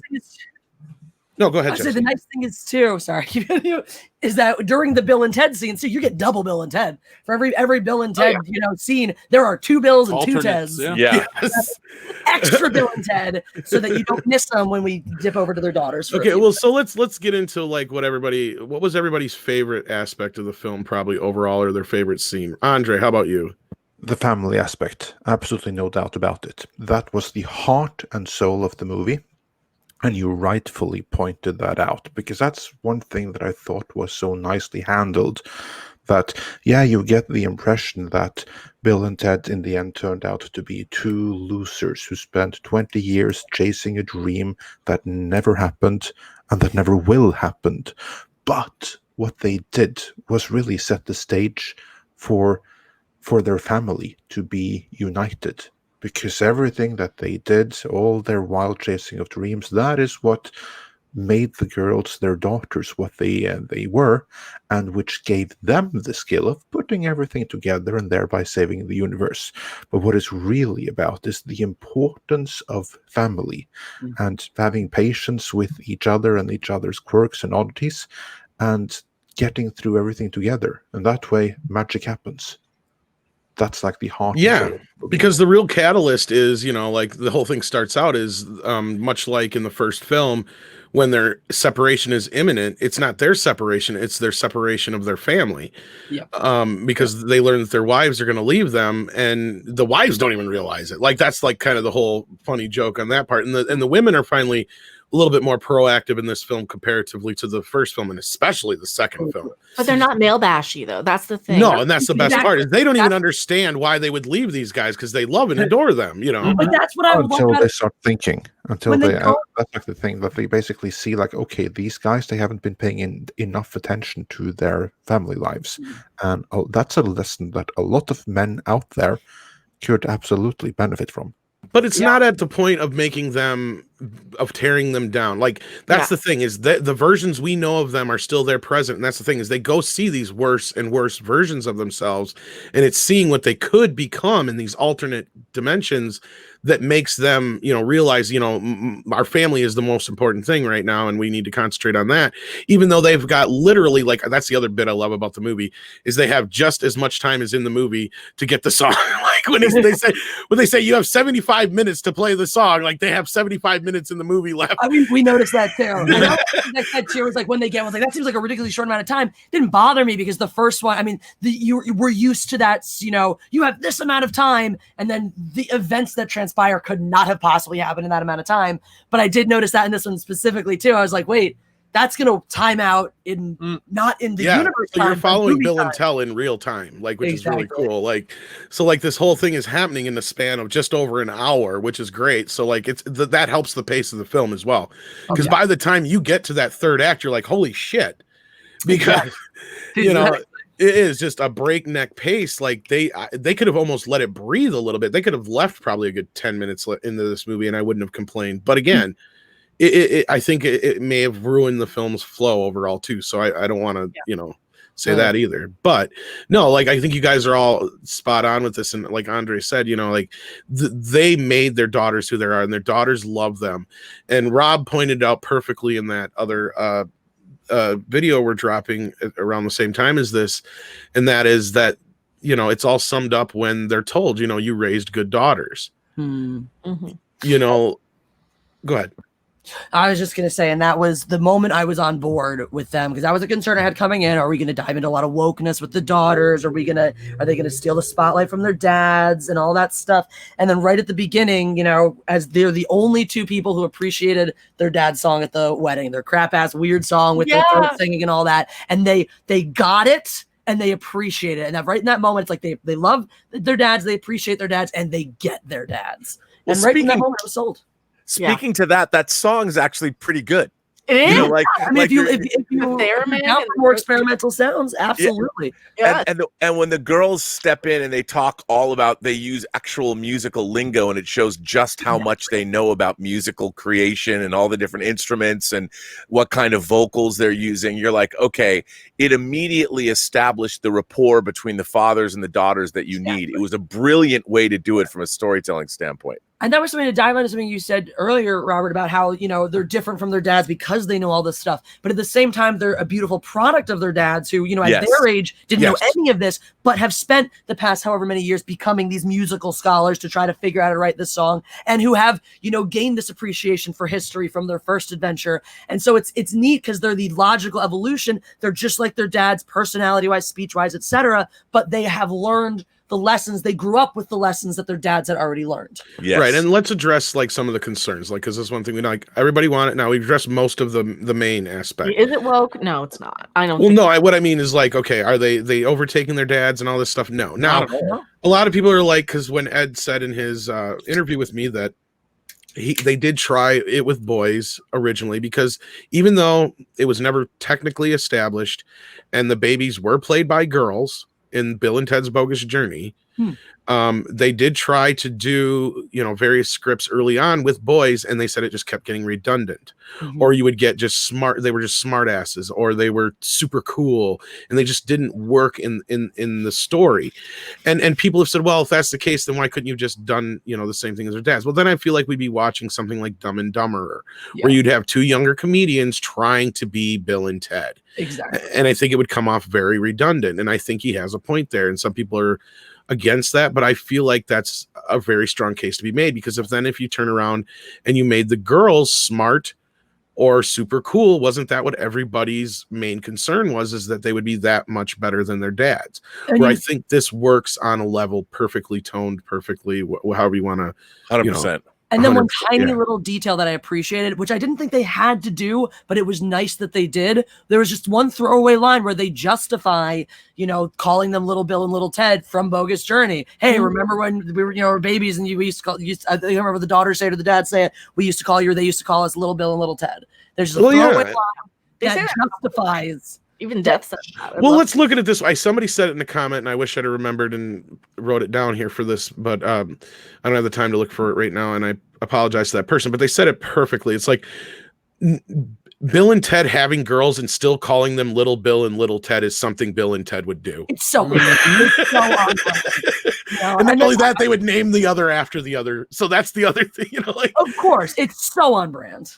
It's so on brand, and I get the reaction, and I totally understand, and I've been biting my tongue all for the past few weeks when people have been it just seems like it just seems like, I get it on the surface level, it seems like it can, and it's so easy to feel that way with all the things we've dealt with in the last few years, but it's not. And let's go into another aspect that's not. Now, I wasn't as enamored with Kelly's character played by Christian Shaw, I think his name is. That's my least favorite part of the whole movie, dude. Yeah, but Until the end. well, I like the fact that she never loses faith in her father. Yes. I do appreciate and understand why Ed went that route, because Kelly did kind of grow up on the sets of the first two films, and she became really close friends with Ed later in life and whatnot. Did we establish? I don't think we established yet that that's Rufus's daughter. Basically. Well, it was actually in a league. They put it out in a couple different things. It's pretty well known now that is Kelly does play Rufus's daughter. Now, in the league, though, real quick though, did they establish that the new Supreme Ruler is her mother? I was just going to get to that. And the quasi villain of the film is Rufus's wife. I believe it's his widow. They don't say they got a divorce or anything like that. As far as I can tell, they're just his widow and Kelly's mother. And she doesn't believe Rufus's prophecy.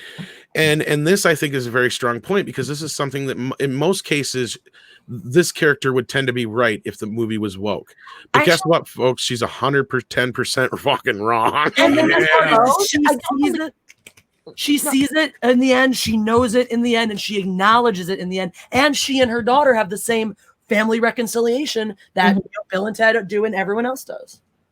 Well, I don't even think she's that against Bill and Ted. She does go in and say, some members of this council think, we're in spoilers anyway. Some members of the council think that Bill and Ted need to die in order to fulfill this prophecy to save everything. She doesn't specify, I think she does kind of, it's almost seems like she's begrudgingly sort of, well, it's been this long and they still haven't done this, and now the universe is falling apart. Maybe you guys are right. It doesn't seem like she's that as dead set against it to me.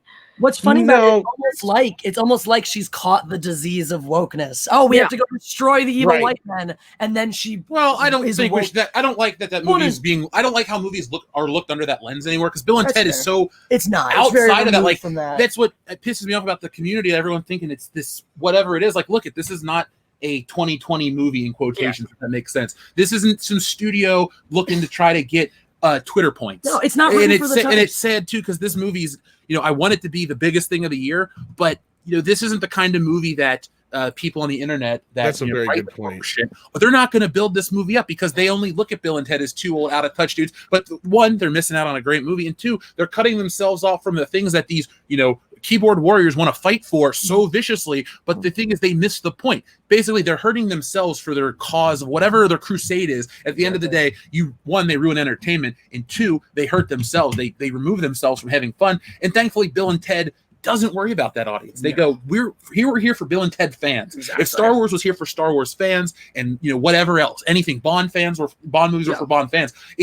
They're not trying to expand it. In many ways, this is it for Bill and Ted. And face the music is usually a phrase you use to say face the music, you're gonna die. This is it. So this is it. This is the end for Bill and Ted, and you could not have a better finale for it. But it's just so nice that it doesn't worry about the meta-ness that we talk about movies. That guys, it's not in the movie. In many ways, it can be discussed like that academically, but in many ways it shouldn't be, because it's not that anymore. It's a remnant of the past in the best way possible. Exactly. I think that's an extremely good point. Yes. And my concern is that the flip of that too is you have your woke audience isn't going to give a shit about this because it doesn't fit their narrative. The flip side, my concern is if you have a hammer, everything's a nail. Is that people today want to find wokeness? But how there are these woke sleuths, and my advice to people looking at that is like, look, if that's what you want to do, realize that you're looking for things that aren't there or don't have to be there, and you're cutting yourself off from the positive things because you're inventing a narrative that you've been conditioned to see, or that you've conditioned yourself to see, that doesn't have to be there. Why, if you want to sit here and look at this movie, you could say it's such bullshit that the new ruler's a woman and not a man. It's such bullshit that they basically gender swap Rufus. It's such bullshit. The new and Bill are women. And the whole thing is, these are idiotic, baseless complaints that you have chosen to frame in under the lens of this, 2020 and the woke era and all that shit. And I think Jeff's exactly right. You do yourself a disservice by looking at this movie in that lens and framing it that way, because it's not intended to be that way, and it isn't. Right, but I also understand the other side to where it can be viewed that way through the way it's been marketed in the world we live in. And if you're not educated on what the film came from, as far as it's not a studio film, and that's what Ed was saying in the interview. If this movie was woke, every Hollywood studio would have been behind it, but they weren't. And to finish my point with Kristen Schaal is I don't even want to dig on her because I don't hate her as an actress. I don't really care for her one way or the other. I just feel like she was miscast in this part. What I felt like is if you want somebody to represent Rufus as a woman, you got to find somebody who's like somewhere like Janine Garofalo or somebody like that who's cool and funny at the same time and embodies a lot of what George Carlin did. I mean, I'm sure Robert could come up with a couple better examples, but well, no, I think what you're saying, I too thought that was one of the weaker elements of this movie. It was her casting, because especially when you're juxtaposing Bill and Ted's daughters with Rufus's daughter, you would think that you would want Rufus's daughter to have as much of Rufus in her as Bill and Ted's daughters have of them in them. And I wanted that character to be more dynamic. But she's more of a facilitator. I mean, I understand she's there to kick off the plot and make things move, push things along. And I didn't think she was bad in the role, but she just wasn't exciting or dynamic. And I think that role needed a little bit more dynamism to make it as fun as the rest of the movie. I mean, it didn't bother me ultimately. And even at the end, I mean, I kind of like the moment. She has a moment at the end where, you know, she's there and acknowledging that all of this is good that's happened. And I really liked Holland Taylor as her mother. I just love Holland Taylor as an actress. And I thought that, you know, this to me, this is a minor complaint with the movie. Right. But I know that a lot of people, it's going to be interesting to see, like, it wouldn't have occurred to me, like, because I'm older, to me, I feel the exact opposite when I run into things that are quote unquote woke, because they seem disingenuous, because they get rid of being woke, gets rid of human nature. It seems false to me. Like, you can't now ever tell stories where people lust after one another. Like, that's an acknowledgement that biology exists, and sometimes people get swept up in the moment and all of that. I mean, all of that sort of being taken away, like, oh, wait a minute, you know, you have to treat me as a person. You can't, like, diminish me by thinking of me as a sex object. I'm like, what? I'm supposed to deny my biology? How I've millions of years of evolution on this planet has led up to certain things, and now we have to deny it all? I mean, woke culture to me ultimately will make everything not fun. The ultimate example of that is you're going to have to, before you kiss somebody, you're going to have to get a consent form that you both have to sign. Right. And it what it's doing is, and no, look, I believe in respecting all people. Well, I right, respect all people. I do. But you also have to live in a world where there is spontaneity, where you do allow for the spark of inspiration to grab you. And you need to sometimes be able to, now, I'm not saying you should go after that spark of inspiration and impose yourself upon another person. I don't think that's right either. But I also don't ever want to live in a world that's not enjoyable to live in, where you can't have fun, where you can't enjoy spontaneity. And frankly, that means sometimes not having to consider everybody's feelings before you leap.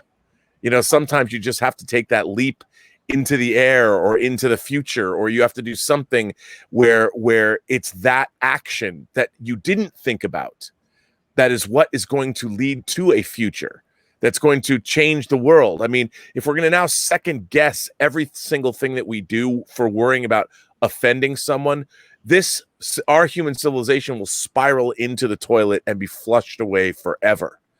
And I think ultimately what this movie is it's fucking fun, man. Yeah. It's absolutely fun to watch.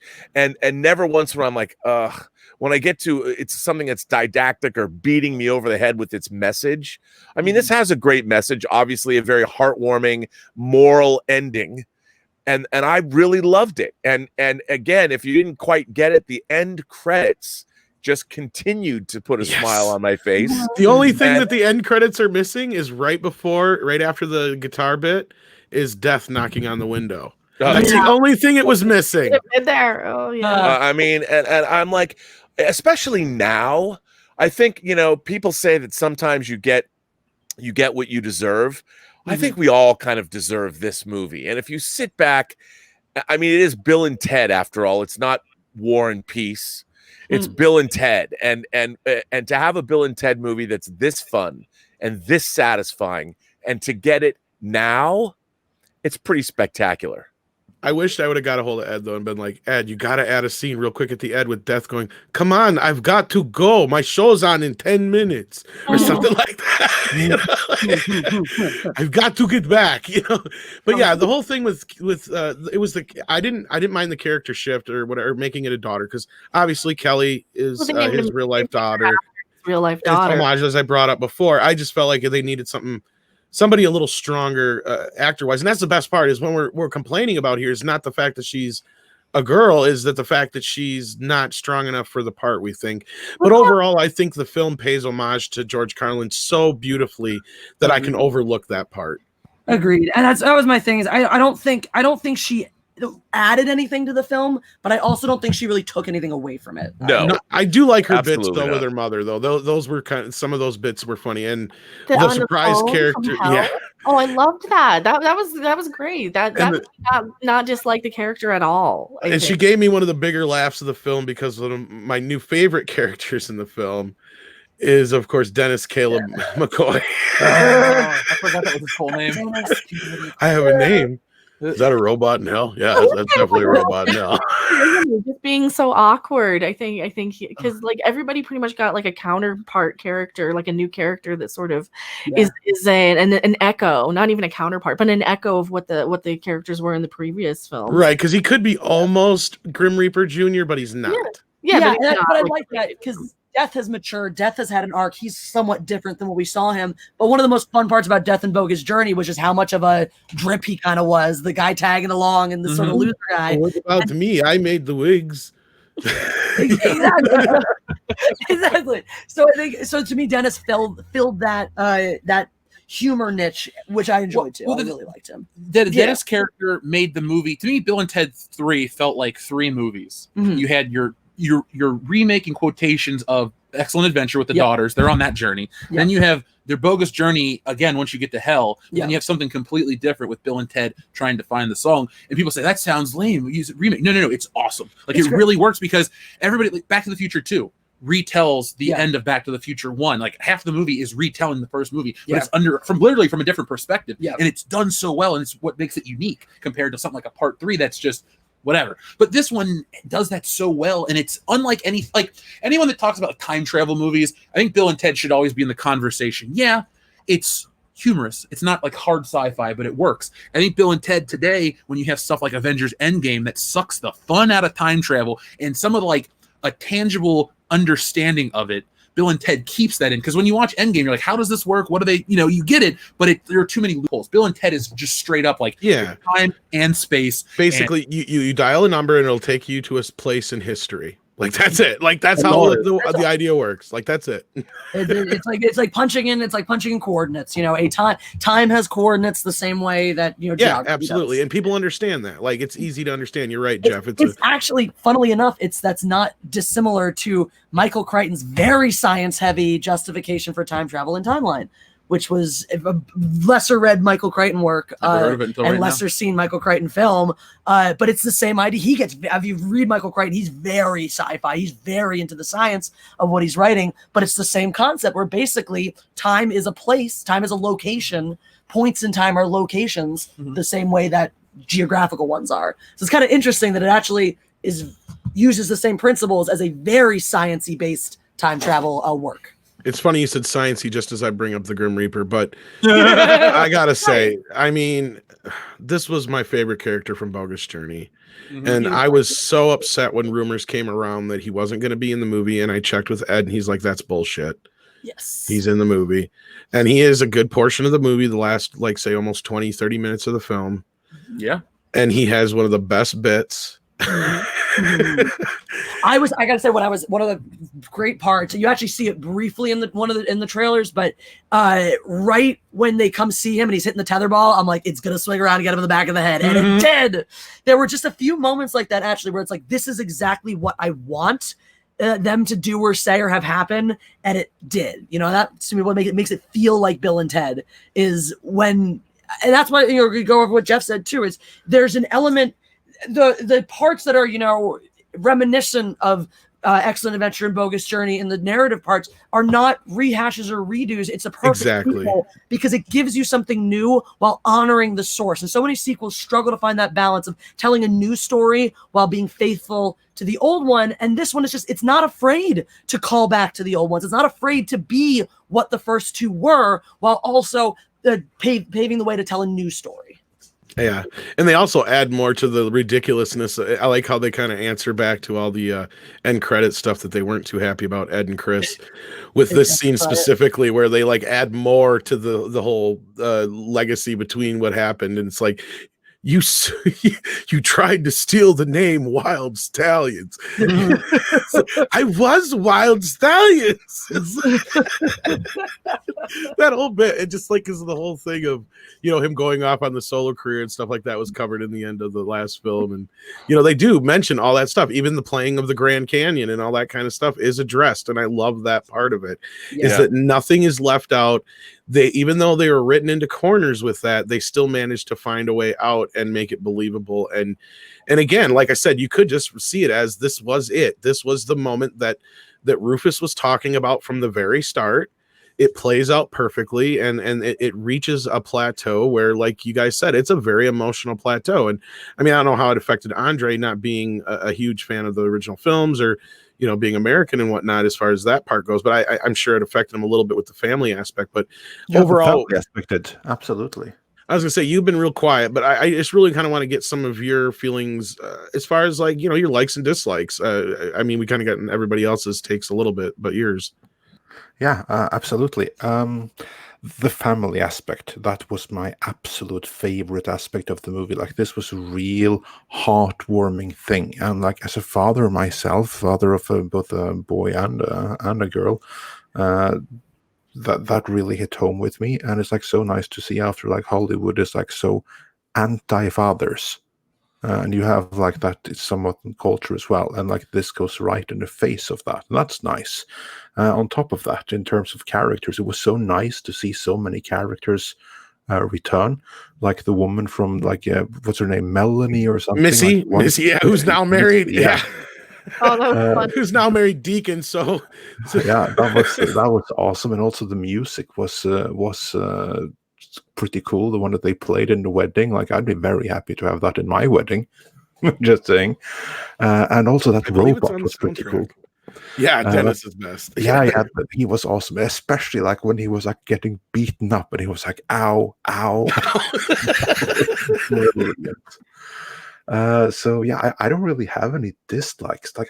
It was just a good, fun, cheerful movie. And there was one thing I thought was fascinating. I guys have to ask you about this, because when they came to the suddenly realization that, whoa, our wives, they were princesses and they left their world behind for ours. Now, granted, by our standards, their world was a piece of crap and nothing to miss, even if you were a princess. And then they showed us their houses in LA, and they were like, "Yeah, we gave them this." And I was like, "Those houses, they seem pretty sweet to me." Do you live that well in America that those houses were some kind of dumps or something? Because it almost seemed like that from the way that they were saying. They're not castles. No, but I think the other aspect of it is what Ted's father points out in the beginning, is that what they have is probably at this point, they've pissed away whatever money they probably had from their moment of success, and anything they're living off of right now is the we lost Robert, is what their wives have. Tom, to bounce off of that too, it's nice that it wasn't yes, they needed to pick their lives back up, but they weren't down and out losers. It wasn't like they were started in Bogus Journey where they kind of didn't have anything. Or later in this movie when they're the alternate versions, they're playing at a hotel. That's where this movie differentiates itself from almost every other let's pick up from so many years later movie, because it starts out where they're okay. Yeah, they need to still do the song, they need to do the big thing to save the world, but they're not. If this movie started out with them destitute, working in fast food and stuff, that is when I would have checked out mentally. And you know what, this is just going to be 2 hours of shit or 90 minutes of shit. No, but that's the best part about Face the Music, is it's telling them, and if you don't get your shit together, you know, this is what's going to happen to you. But all that doesn't really matter because all it really predicates around is that song anyway. So like, yeah, that's also something I really like, though, like this ghost of future or of Christmas future, whatever. Like, oh thing. yeah, he said went, that like 2 years, 5 years into the future, and you basically saw like, okay, you lost your family here, and from there you just go down to hell. And it's not like lack of finding the song; that was their wives leaving them. Yes. That's what sent them spiraling. Yes, and that's what I said triggered the whole thing to start with. That's why Kelly showed up and all that shit. And even Ed said that like one of their big inspirations was "It's a Wonderful Life" and "Christmas Carol." And I gotta say too, with one of the things I really liked, you know, going a little bit back to what we were saying about the women, the wives still not tearing down their husbands. They're not going to couples therapy because they hate their husbands and everything sucks. They're going there because they legitimately love them and want to save the marriage. Yeah. And when they find out, oh no, you go, you know, you end up leaving us, they're as freaked out as Bill and Ted are. They don't want that version, which is why after their own journey, which I think I love that they go on their own journey, and I love that we don't have to really see it. It's great they come back around to it and they're like, we realize we have the best versions of you and we don't want to leave you. We don't want to go into we don't want to be a part of one of these new realities where we're not together. And that was such a lovely element too, because there was no element in this where anybody within their family was trying to tear the other down or not rooting for each other to succeed. You know, the daughters, the dads, the wives, were all rooting for each other to succeed and be together. And Robert, you were going to say something just before you fell out there. Yeah, it was weird. It blipped out. Well, I was going to say one of the things too that I really liked was the post-credit scene. And without telling anybody, I mean, you gotta watch the post-credit scene. I kind of did spoil it, but yeah. Oh, did you? Oh. Well, when I said the only thing it was missing was Death knocking on the window saying, yeah, but I've got to go. My show's on in like 10 minutes. Yeah, I didn't want you. But you didn't say what it was, and I just that is true. I did love that because it's a long post-credit scene. It goes on for a while. It is, and that was the one that had the line in it. The second time where one of them said something, and I was like, oh, I really want the other one to respond and. I want to give it the credit. I really want the other one to respond in this ridiculous but on brand way, and that was exactly the next line, and it was perfect. Yeah. No, it was. And I also think that what another thing I liked about this movie, it's just over 90 minutes. You know, it moves like a gunshot. It's breezy. It's just fun to watch, and I even despite the post-credit scene, I'd watch another one of these movies. I know that's what's sad is like this one's so kind of definitive that like anything after this would feel so tacked on. No, it would, because this is the closing of a story. You know, it really it's the Return of the King of Bill and Ted movies. Jessie just wrote the thing like I know I almost wanted to say the line too. I love that. That was exactly when he said line. That. I looked it out loud to Jeff, like, but in that moment, I was like, that's exactly. And that's why I said it. The only thing it was missing, and I can't believe they didn't think about it. You know, it's just like that was like such a no-brainer. Like, how could you not? You know, like it's time, guys. You know, it's like for real this time. Yeah, for real this time. Yeah, it was. And no, we should have said it's like, and no trying to play me to get out of it either. I've gotten rid of all my board games. There's no chance. Which is funny because he clearly hasn't. Because if you look on the shelf, he's got his the same one he had. The reason we were so fresh on a lot of this stuff is because we watched 1 and 2 the day before. Because we watched it that Saturday morning, and we were just like, oh man, I can't wait for Bill and Ted. We basically structured a half a day around nothing but Bill and Ted, and so we were just like so invested and ready to go. So if we're pulling out really obscure things, it's because we watched them all back to back, essentially. Yes. Oh yeah, there's things you could watch, and like I said in the second viewing, I really did try to just soak in a lot of stuff. And you're right, and not only that, I kind of took it as with him taking on all these games was like, because the whole joke is Death always played chess with you, right? Yeah. Like I'm assuming like after Bill and Ted, he's been trying to master each and every one of these kids games and board games and all this other stuff just in case. So he's completely prepared. You know, like, I love that, but I love that even then they still come and he's fucking cheating at home. He's cheating. He's still cheating. He's like this. I love that little bit where it's the first time they meet, he's just this lonely guy who desperately wants to play games with someone, and now he's just accepted his loneliness and given into it. Like how could you possibly have made Death any sadder than he was in the last time? Well, they did it. Oh my god, they did it. God, I just say I met Bill Sadler once at a horror convention. He was like the coolest dude. I can imagine. Robert, you've actually worked with him. Yes, that is the. I'm a huge fan of Bill Sadler, and when we made The Hills Run Red back in 2008, he was the first and only person that we wanted to hire as Wilson Wyler Kincannon, the crazy filmmaker that believes in really killing Such an people for his underrated art. actor. He is so great, but he has been a character actor his whole life, even though he's been in movies where he's front and center, movies like Trespass and things like that. He is one of the nicest people I've met in the business, and he's very gracious and he's very grateful, and he loves the fact, for actors, it's very funny. They never know when they're doing something what part they're going to play where they break out, Right. where people Remember them. And that's, of course, and sometimes they have to come to grips with the fact that the character that they're being remembered for is not exactly showcasing them as the great thespian of all time. I'm sure that he wants to be remembered more for Colonel Stewart in Die Hard 2 than he wants to be remembered for Death, but he just loves the fact that he's in roles that people remember at all. And he looks upon that movie very affectionately. And I can only imagine he must have been having a blast. I mean, oh yeah, you get a call after 20. Bill and Ted's Bogus Journey came out in 94.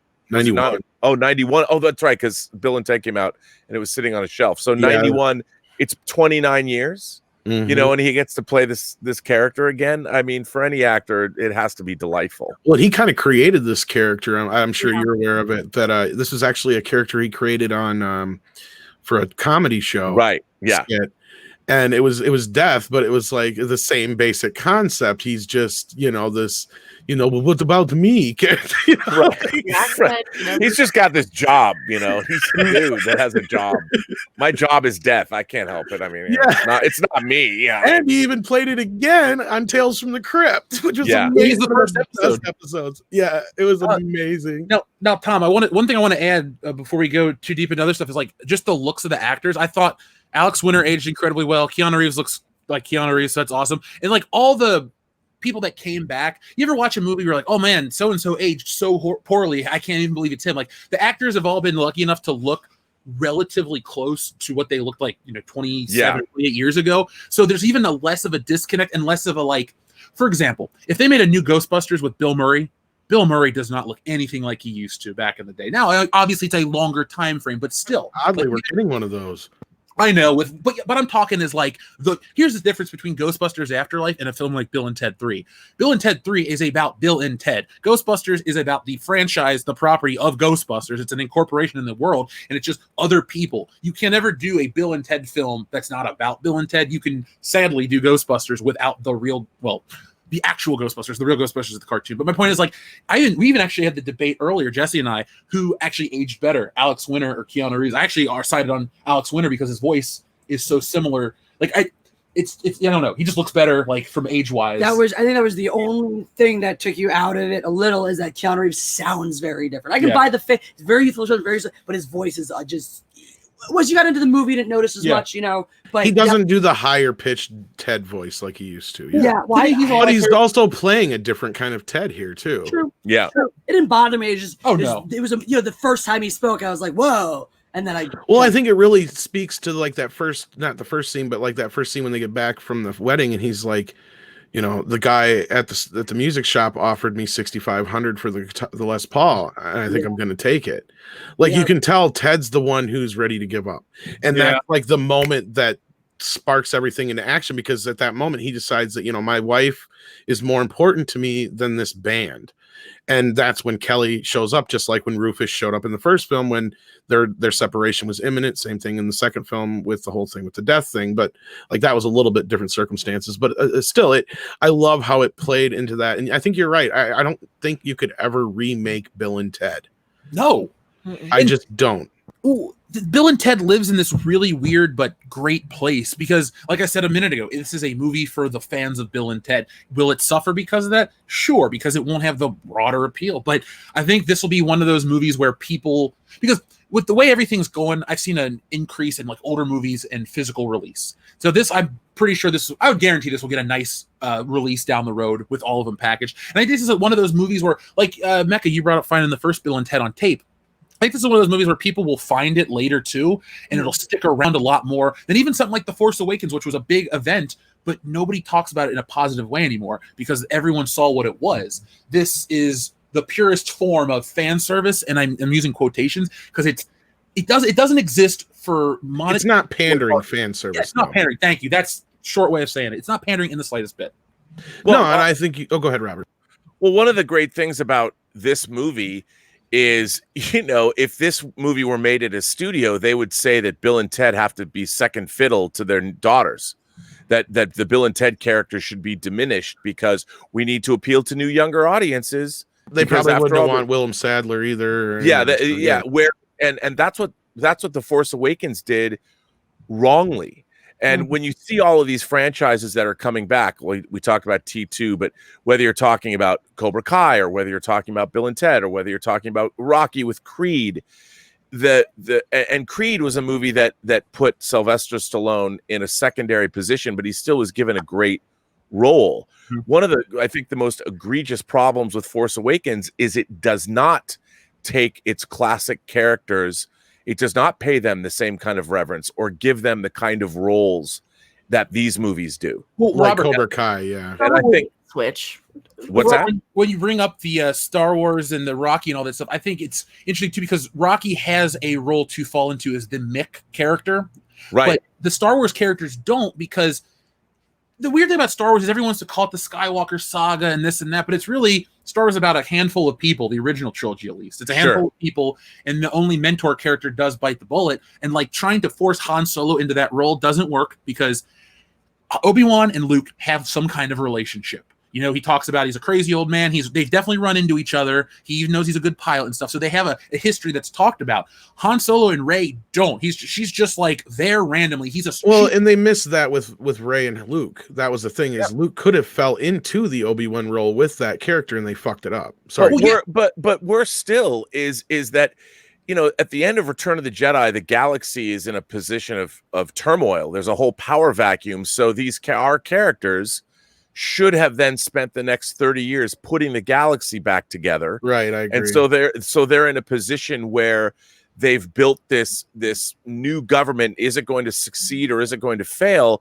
But in Force Awakens, they don't do that. They just leap forward and they've reset the galaxy back to where it was at the beginning of the first Star Wars movie. And they're just so all of it is disingenuous. The story that Force Awakens is starting out with telling is just a retread. So it doesn't put our classical characters in a position where they would be anyway. So the storytelling, which by the way, mandated by what Disney wanted, we can't have our old characters. I mean, when you watch movies like Bill and Ted, and when you watch films like Creed, or you watch shows like Cobra Kai, it is a roadmap on how to deal with these franchise properties and move forward with them, as opposed to corporate interests saying that we want to use this as a brand, and now we're going to just reinvent whatever the overarching IP is, Star Wars. We're going to now reinvent it for a new generation, and that mistakenly, because from a corporate standpoint, we have to appeal to the new audience, not the old audience. But the old audience and the new audience both want the same things, which is to find out what happened to our classic characters. But from a corporate standpoint, on a spreadsheet, that doesn't come up because that doesn't make sense. We all know intuitively that is the case, but when you're talking about a corporation, that doesn't fit in with what marketing speak is. It just doesn't work. So, I think one of the reasons that this movie, can you imagine trying to pitch this and say, Warner Brothers, yeah, we're going to bring Alex Winter, not that Alex Winter hasn't been doing great things, but how is Alex Winter? Yeah, he hasn't acted, and Keanu Reeves is, of course, John Wick, but nobody wants to see him in a role other than that or Neo. I'm sure that's why they got pushed back from the studio. They're like, these are old dudes now. Bill and Ted, they're now old. How do you make a movie with these characters being old? Well, this movie shows the way.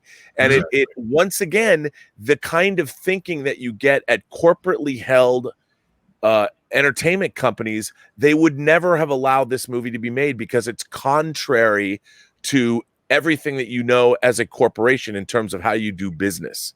And that's one of the things I think this movie, again, is another shining beacon along with all these other things like Cobra Kai that shows, oh, this kind of thing can work when you put it in the hands of the people that know and love it, that are also savvy business people that know the business of entertainment.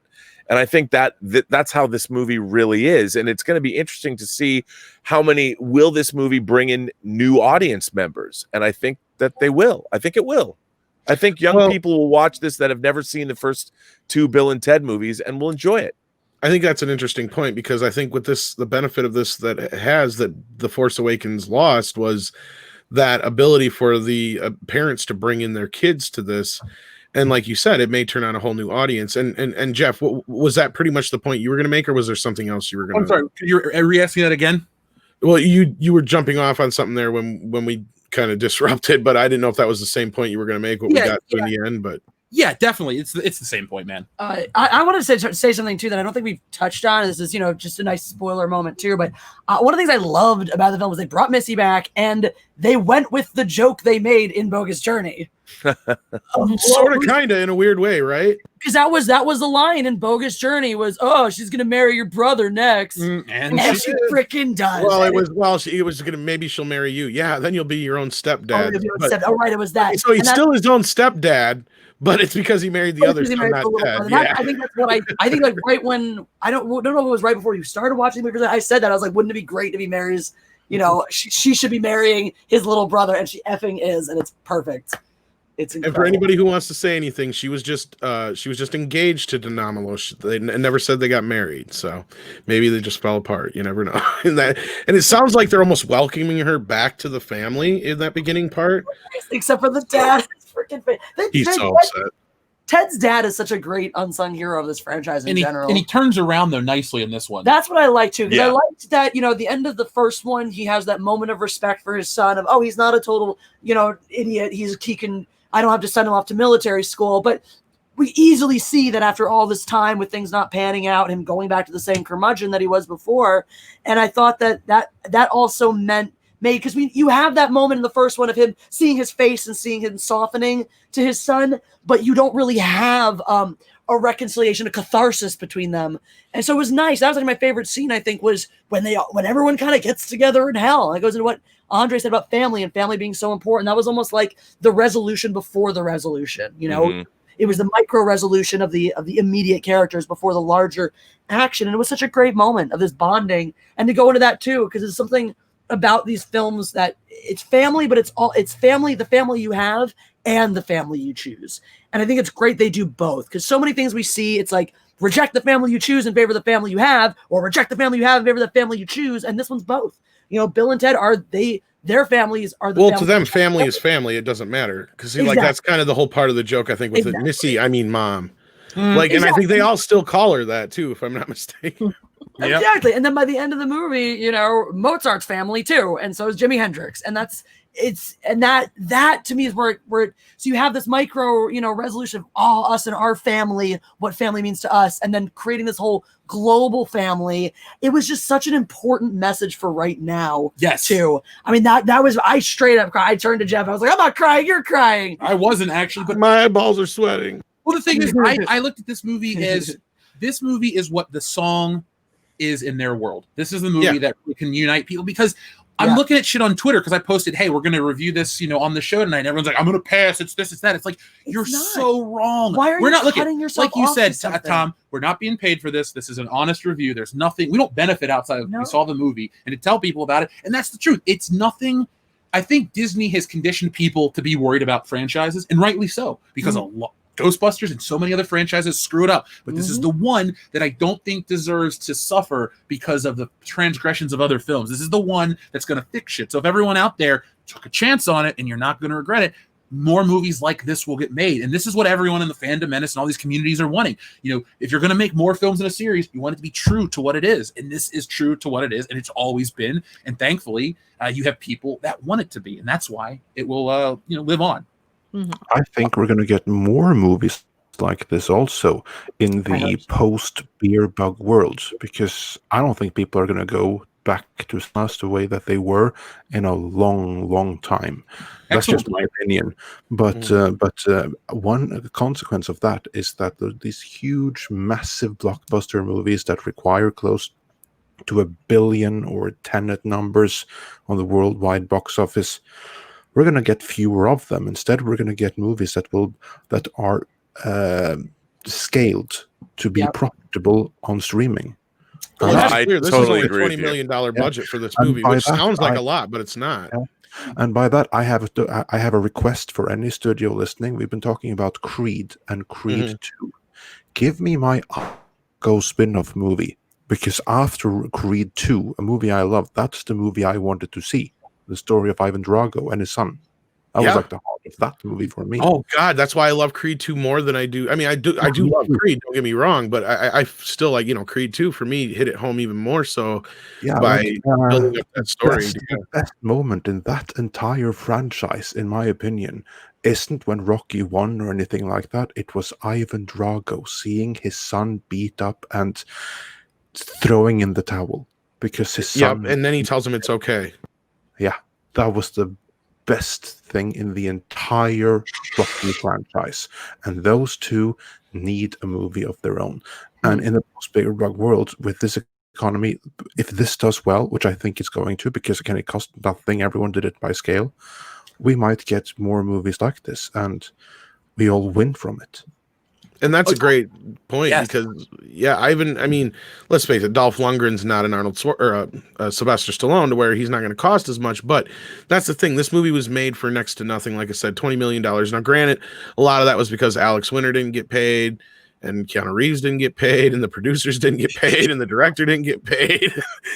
Nobody got paid. But cash grab. One of the really nice things about it, though, is something as Robert points out, is that it's low budget and you can tell, but the movie's not limited by that fact. Not at all. Nor does it No, luckily, I mean, it has Ted has scope. always had cheesy. Yeah, luckily, Bill and Ted has always had cheesy effects. But sorry, Robert, go ahead. Well, I mean, you go to hell, you go to the future, you've got a killer robot, you've got all this stuff that's happening. Exactly. And it's just based in obviously when the first Bill and Ted movies were made, they were relatively lo-fi compared to where CGI has taken us now. But the idea is, it's still, to get CG artists, it's still very expensive to do this kind of thing. And $20 million is nothing to shake a stick at. But what I really like about this is, I'm sure while everyone gets an executive producer credit, there's probably performance-based incentives into this. So if the movie does well, like let's say this movie would even with marketing, if this movie were to make $80 million worldwide, that's a huge hit. On a $20 million spend, that's a huge hit. That'd be twice what the last two movies made. And what people forget is that, okay, you can have you've got 120 minutes. This movie's 90 minutes, but let's say you have a 120-minute movie. It doesn't matter whether the movie costs $10 million, $50 million, $100 million, or $200 million. It's still 120 minutes. And the idea is, do you get the entertainment value based on how much a movie cost? And I would say, if you're going to spend 90 minutes watching what is a franchise picture, I would say this is in the upper echelons of 90 minutes worth of great entertainment. Like this is a fine 90 minutes of entertainment. And remember, I'm not saying that this is Gone with the Wind, or this is Lawrence of Arabia, or this is whatever, pick your best picture winner, whatever. But this movie, for what it is, I'm always about authorship. Did the movie succeed in doing what the authors of the film, the writers, the producers, the director, the actors, did it succeed in doing what they set out to achieve? Exactly. And I would say this movie absolutely does. And for what the audience expects from it, and what the filmmakers wanted to do, I think this was $20 million absolutely well spent. It's 90 minutes of your time that you will enjoy, and you will get, if you pay $20 pay-per-view and you invite your friends over and you're having some beers, this movie is going to entertain you. If you're old school Bill and Ted fans, you're going to get out of it exactly what you would want from this movie. And I think what Andre was saying, these are the kinds of movies that we're going to be seeing more of, because you're going to have passionate filmmakers, passionate actors that are going to want to do work that's good. Sure, everybody wants to get paid, Let's not be naive about that. We all want to get paid, but we live in a new world. Things are changing, and if you spend $200 million on 90 minutes or a 2-hour movie, is that as entertaining as if you spent 20 million like on this movie? What is actually more entertaining to you? What works better for audiences? Because at the end of the day, audiences don't care how much stuff costs. They care how much they were entertained. No, Robert, I got a weird question for you. Do you think with the current pandemic, Hollywood could look at a positive and see this as a reset button, since people are going to be used to the new norm? So if this is the kind of movie that people will consume in the comfort of their own home, do you think they'll, instead of going, oh no, we're going to, lose out on whatever, they can look at this and do more with less money, and it'll kind of be like a reset button for all of Hollywood? I think absolutely 100%. And we're seeing that. I mean, you're seeing these movies, for instance, like movies like The Old Guard. Now, I didn't think The Old Guard was perfect, but I would have paid to see The Old Guard as a summer movie in the theater, the Charlize Theron film where she plays an immortal. But on Netflix, I mean, there's no reason to spend. I mean, it's weird that Netflix wants to make a $200 million movie with the Russo brothers. I don't think that's the best direction to go in.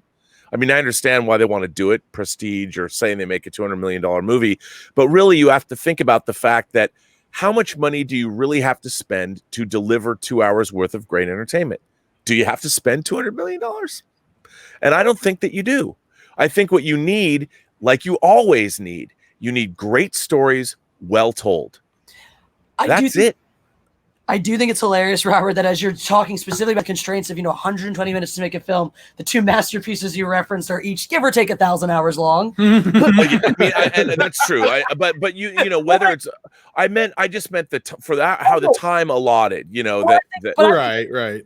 I think that actually goes into a great point, though, which is that this is a 90-minute film, and that's people make the mistake. We've seen that today. Since it's been happening for years. I think Lord of the Rings kind of unfortunately started it, and it was justifiably so for what that was. But we went into a trend where for a long time, 90 minutes was the standard. And then that was because of the multiplex complex. Of course, and then moved up to 120 minutes was the standard. And then it's, a 3-hour movie. No one bats an eyelash at that anymore. But there's something about that tight 120, that tight 90. Really, comedies shouldn't be much more than 90 minutes because there's a formula. I mean, that's, you can go outside the formula. Of course, you play and you make things, you change things, but there is a certain formula centered around that flow of time that just works. And when you mess with it, you get too long or too long-winded, certainly you can tell great stories or great dramas that unfold over 4.5 hours, but there's something.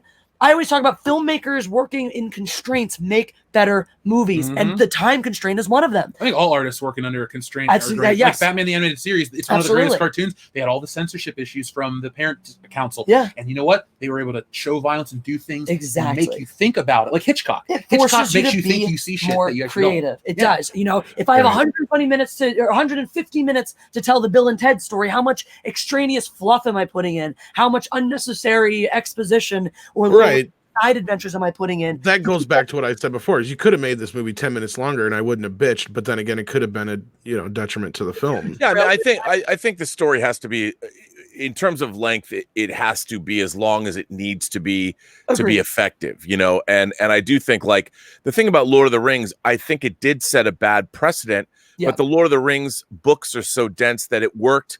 It's funny. Had to be, but a lot of movies after that didn't. Right. And they use Lord of the Rings, like you guys pointed out, as an excuse and say, well, those a 3-hour movie could work because Lord of the Rings did. Lord of the Rings is something special unto itself. And it shouldn't be, other than the fact that you had a great team of people that were reverential, but also understood how to make great movies. Because a lot of people are like, well, there's no Tom Bombadil in the Lord of the Rings, so it's not totally faithful. Well, I get that. I mean, you have to adapt. When you're adapting something, things change. And I think those movies, I can't imagine a better adaptation could ever be delivered, because they were making those movies, even though they're expensive, they were making them relatively cheaply for what they were. They were an anomaly too, because it really was just it was very much in some ways like this Bill and Ted 3. It was people who got together because they wanted to tell this story. Yes. And that's why it was so great. And I agree with you that they are an anomaly in that way. And so it shouldn't set an industry standard because it's something else. Right. It is. And yet the industry is like a giant ocean liner. It's very slow to turn around. Yes. And it has a way, and we're in a, I mean, this is going to be weird to bring up now, but I was watching Walter Hamada on DC Fandom talking about the new direction for the DC universe, what the DC superhero movies are going to be going into the future. And he finally said, well, we're going to embrace the multiverse aspect of what we're doing. And where Marvel had a guy like Kevin Feige, who I've said many times, he worked on 13 Marvel movies before the MCU, so he got to see what worked and what didn't work. So he really understood, and he was doing it unto himself. He didn't have to deal with idiot studio heads that knew less than he did. Mm-hmm. And now, finally, over at DC, you've got a studio executive in Hamada who's like, yeah, I mean, the reason people like what DC's been doing and like our comics, and because we do have the multiverse, we do have all these things, and so finally somebody knows what to do, and we're seeing that happening throughout the industry more and more and more, is that there's people coming into power that like Ed Solomon and Matheson, they knew, and they got a director who, nowadays, well, we're not going to hire Dean Parasol, he's old and a white dude, we got to get a young somebody, a person of color, or somebody else that's the person du jour. That's another great point, because the Hollywood would have been like, oh, you got to get like a woman to direct this. Yeah, they would have, rather than pick his daughter black. Well, rather than pick the best people, what also was served well by this film is you had creators that have been working in Hollywood for decades, and they were able to facilitate their own vision and make it happen the way they wanted to, as opposed to being dictated to from on high. And again, same with Cobra Kai, same with Creed. I mean, Ryan Coogler came up with this idea on his own and had to go to Sylvester Stallone and say, I would like to make this movie. That took balls. I mean, somebody outside Sylvester Stallone, that was his signature franchise that won an Academy Award for Best Picture, and some kid who made one movie, Fruitvale Station, says, yes, I'd like to make a Rocky sequel, and because he loved it. And then Sylvester Stallone, luckily for Stallone, wasn't stupid. That guy is not stupid. And he was like, all right, and they went ahead and they made Creed, and everybody won. That was can you imagine if a studio had decided, well, we're going to make a Creed movie, and then they had to go find a director and go convince Stallone, it never would have turned out as good as it turned out. So the big lesson, I think, and this just adds to that, is now we're living in a world where you need to get passionate creators that are on these properties. Yeah, they have to have talent. Yes, they have to have track records. And you can't just get any Tom, Dick, and Harry, or Laura, Lisa, or Joanne who come in off the streets to make these things. You need people that are veteran creators that know what they're doing, and they can make something for a price that doesn't get. Can you imagine? Studios, I think, are going to get back into the business of making movies like this. The $100 million or $200 million tentpole blockbusters. I mean, maybe they'll come back, but why? Even if they could come back, why not scale back? Why shouldn't the studios look at Blumhouse? They'll spend $8 million on an Invisible Man movie, and they'll make $100 million. I mean, this is the kind of business you should be doing. Don't make a movie where you're only making, you spend $200 million to make $800 million. Well, that's still $200 million you had to spend. If you only spend 20 and you make 100, that's the same ratio. It's just, I mean, obviously you're going to have to make 5 movies for $20 million that make $100 million each, or 10 movies, but why not get back in that business? Sure. I think we did that too. I mean, that was a big thing people wanted to highlight last year with Shazam, as opposed to Captain Marvel. You look at the difference in the budget to make those movies. Shazam was made for so much less money. I don't know what the margin was. I know it did very well. I know it made a lot of money, but it didn't lose anything. I mean, it was a functionally better film, a more interesting, for me at least, obviously matter of opinion. For me, it was just a much more interesting, fun film than Captain Marvel was. It was better. The quality you didn't lose anything from having a lesser budget, less fancy CGI spaceship shots and what have you. It lost nothing for that. And it was relative to a superhero film. It was made on an infinitesimal budget. Right. Although Captain Marvel did very, very well. Oh, it did well. I'm not saying it didn't, but it's the point you made. You can make a movie of whatever quality that brings in whatever amount that is successful. You don't have to spend $500 million, No. a good superhero film that No. I people get where she's coming from. Yeah, because yeah, you got absolutely. I got a hell of a lot more entertainment out of Shazam. And let's face it, a 5 million right away went to Brie Larson. But you were going to say something, Andre. Yeah, I was going to continue off that note then. I got a hell of a lot more enjoyment out of both Logan and Deadpool than I did X-Men Apocalypse, let alone X-Men Dark Phoenix, because those movies were both burdened by what I would call having too much money to spend. And when they have too much money, how do we see that on screen? Two ways.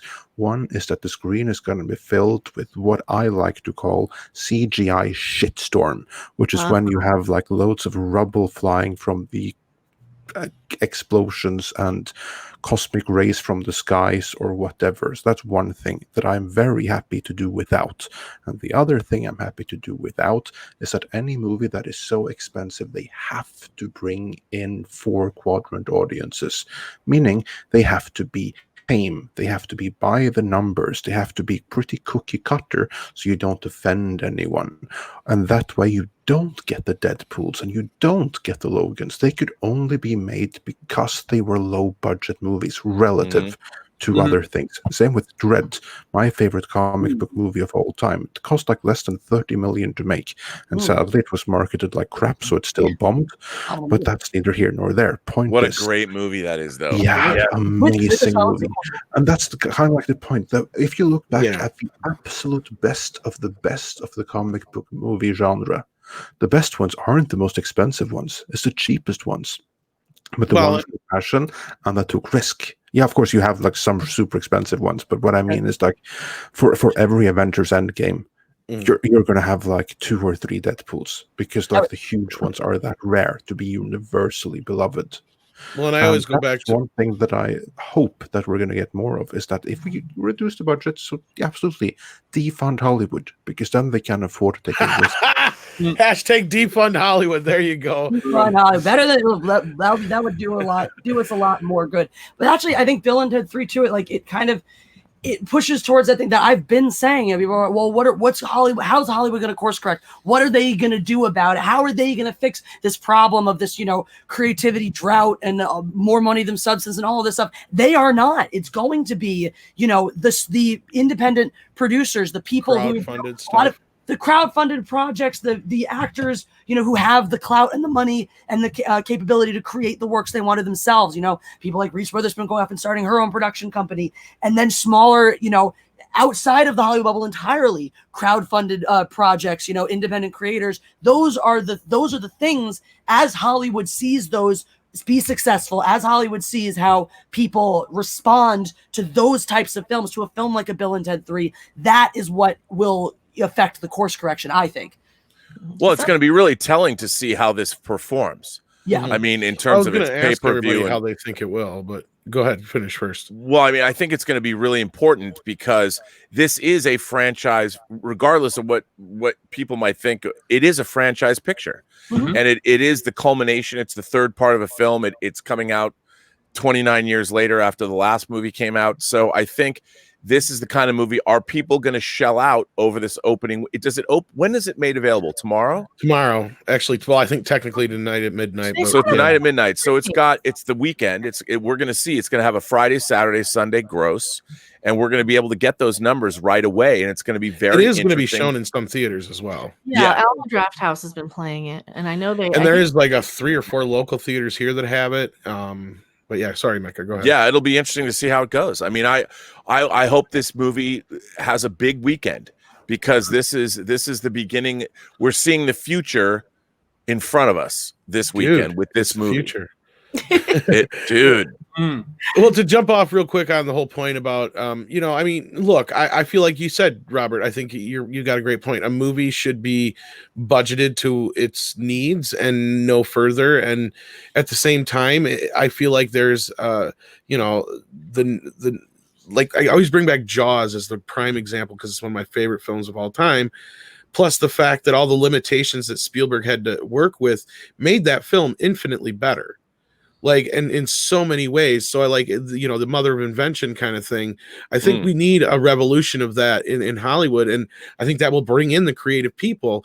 And I've said that before, like people have asked me, I don't know how many times, you know, what do you think the future of Hollywood is? Or do you think that we'll get to a point where like this, you know, with Comicsgate and the crowdfunding thing was, that is going to move into Hollywood? I said, well, you got a problem is you got a separation, a bigger separation when it comes to like, you know, the fact that it's a lot easier to create a comic book and do that whole thing and people to accept a newer character that way than it is to try and you know this, especially Robert, to build something from scratch as an independent and not have anything to build off of like a franchise does or a well-known property, but they can be done. And I do feel like that's where the future is coming from. And like YouTube and all these places where kids are making movies in their backyards with their phones is where the next evolution is going to come. We're going to see this next thing. It'll be bigger than Blair Witch. It'll be something that comes out of nowhere and it'll be a YouTube movie. Some kid will make it and it'll be something that blows everybody's fucking minds. Well, also, I mean, look at the fact that you've got YouTube channels like this channel that we're talking on right now. You guys have been building it up for a while. What happens in, say, in the next 2 or 3 years and your audience continues to grow and you decide, okay, Midnight's Edge is going to produce a movie. We're right, going to like do our first Reviews has done a short film, yeah. Yeah, but let's say you're going to do a and feature. you have too, yeah. You can crowdfund it. Like I have a project that I'm working on that's going to make you utilize the whole creative YouTube space in an interesting way that hasn't been used before, but you could do that. And there's going to be people, you already have a built-in fan base. People already know what your take is on things. And if Midnight's Edge was producing their first feature film, you would have enough of an audience where you're like, okay, guys, we made our first feature film. We made it for $2 million. And it's a horror film. Midnight's Edge presents the first of a 5-picture thing where we're going to do hardcore genre horror or whatever. But that's your first thing. You're going to do a $2 million movie. You could probably say, all right, people, we expect all of you to pre-buy a ticket, let's say for $14.99. And we're going to crowdfunding route, yeah. Yeah, we're going to use that ticket to make the movie. So when it's available, you guys have essentially paid for our movie. And if you bought a ticket, then we're going to give you special updates. We're going to show you exactly how this movie's made from the beginning to the end of the process. And when it's available, you'll get to see it first. And then you will have made a feature film that's completely crowdfunded, but you're going to incorporate your audience as you go along as part of that process. I mean, this is going to start happening more and more and more because, again, people watch 2-hour. This review is already longer than Bill and Ted. Wasn't the plan, but we've had such a great conversation. So, like, right? yeah. No, it's this is we've been going now for 2.5 hours, and the thing is, people will watch this review for 2.5 hours and listen to it and get just as much entertainment value as they will out of something else. And what was the budget of this review, Tom? How much does this review cost Midnight's Edge? A lot of sleep. Yeah, but the point is, it's the same 2.5 hours of time people could be using to watch something else, but instead they're watching this broadcast. So you can see that what is entertainment for people? You don't have to spend $200 million to get people to enjoy the 2.5 hours they spent watching entertainment. And that's what people have to remember, is that people who are fulfilled by content, YouTube creators like you guys, are proving on a daily basis the same 90 minutes of time or 2 hours of time or 2.5 hours of time that the studios are spending $100 or $200 million to fill. It's the same 2.5 hours. You're fulfilling for how much money? Well, for free. You're putting out the effort. And the fact is a Midnight's Edge review of Bill and Ted Face the Music that's 2.5 hours long, is it worth the same or less than Tenet, which costs $250 million, but it's the same amount of time? It's still 2.5 hours of time that's being filled. And this is something that people don't understand. And this is what the people who are on YouTube making videos and things do understand. It's the same amount of time people are giving you, but one costs a lot less than the other. And that's something that people don't understand, is how do you fill that time for people, for your audience, and make it worthwhile? You don't have to spend $250 million to do it. I would have used a better example like Rise of Skywalker, because Tenet is probably much better than this Well, yeah. podcast. But I'm just saying that Tenet's, you know, I love Tenet. Don't get me wrong. I don't mean that people shouldn't make great movies. But what I'm saying is you got to start thinking about it in terms of time rather than money. Absolutely. But I mean, that's a great point. And, you know, like, look at a situation where, like, movies like Rise of Skywalker, the Star Wars, since it's been under Disney as a whole, has not given me it's given me more of a headache and you know, anxiety and stress over, you know, and I hate using those words because they sound so hyperbolic, but I mean, just the idea, you know, that agitation in life that, you know, we could have had something great and we got this.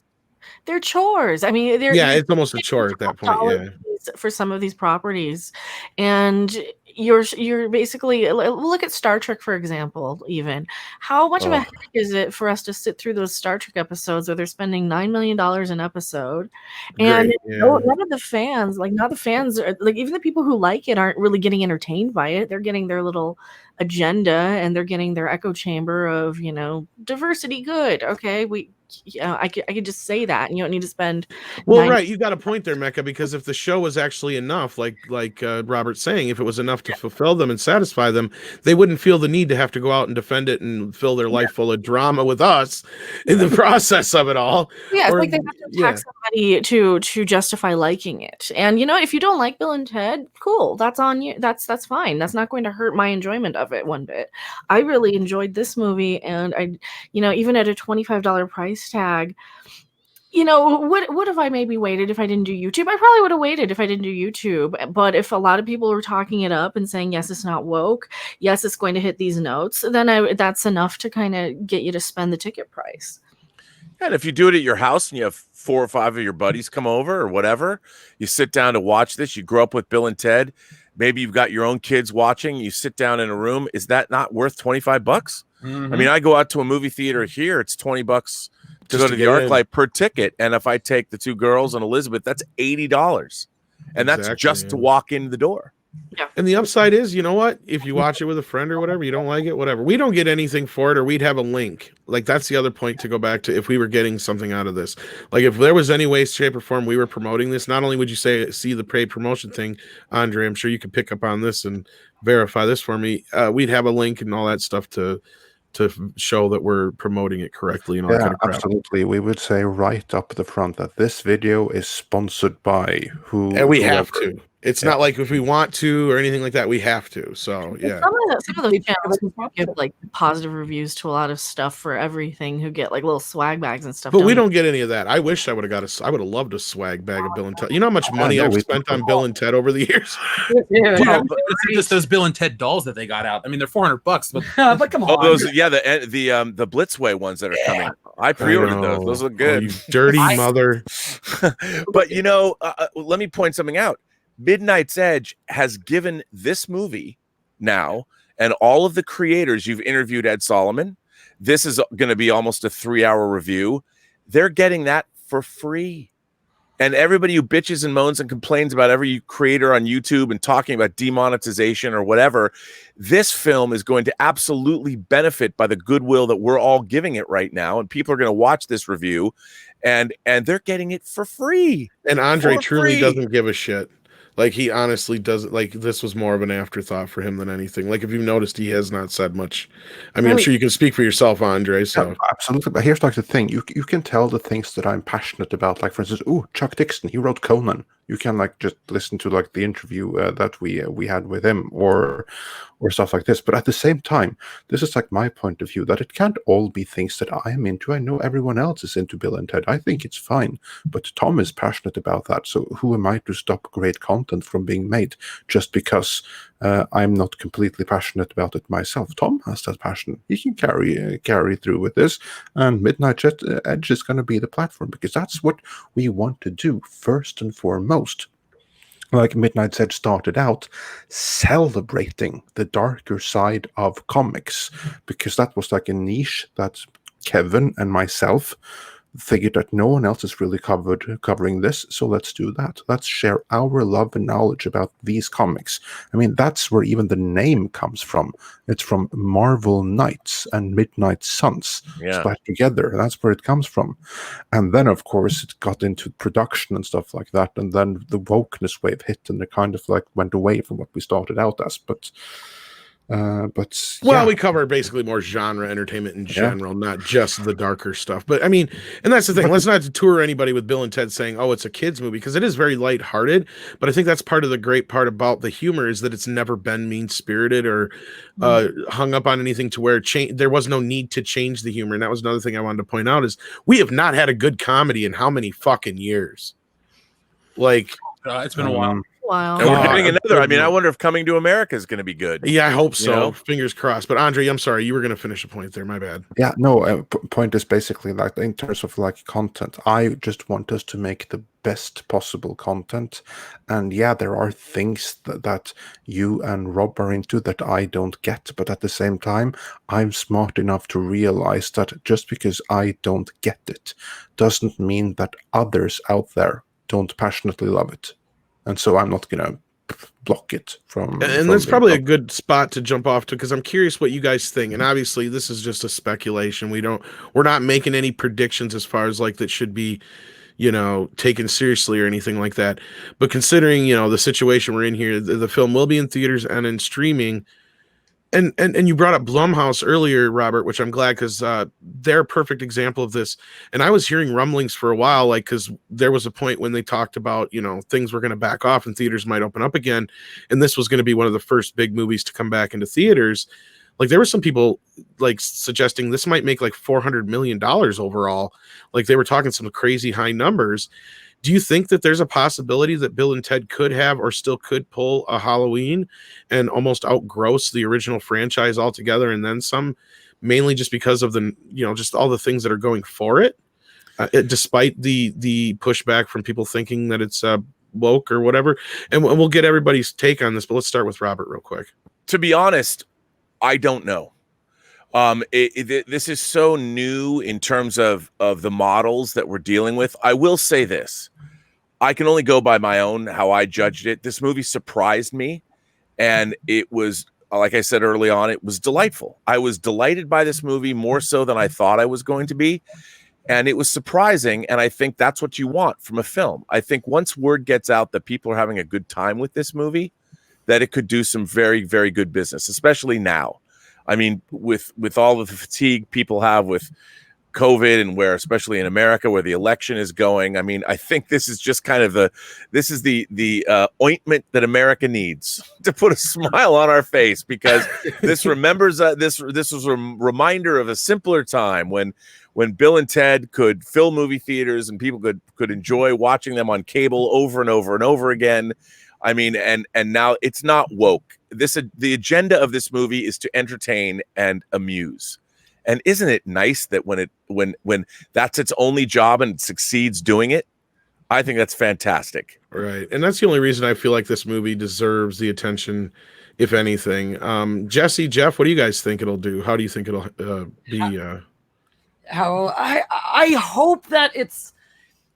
I hope that it does well. I hope that it's well received. I think that the average person is going to enjoy it. I do think the average person is going to see it, enjoy it, appreciate it for what it is. And the average Bill and Ted fan is going to really, really like it and appreciate the things that we appreciated about it. I do think you're going to have a faction of the population that's going to be up in arms because the white men don't get their shit pushed in. The white men don't get put in place. And I do think you're going to have a faction of the population that's going to scream and rail about how terrible and woke and evil this is and how it destroys and ruins everything.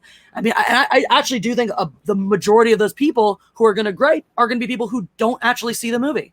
I think it's going to be people who, have already decided their opinions based on the trailers and are going to continue to espouse those. And if you actually sit down and talk with them, which they never will because they'll block you on Twitter as soon as you disagree with them, is you're going to find those people didn't actually watch the film or didn't go into it with an open mind, but went into it with preconceived notions and sought out the narrative they were looking for. So I do think the majority of people are going to respond well to it. I think it's going to be well reviewed. I think it's going to be critically well received.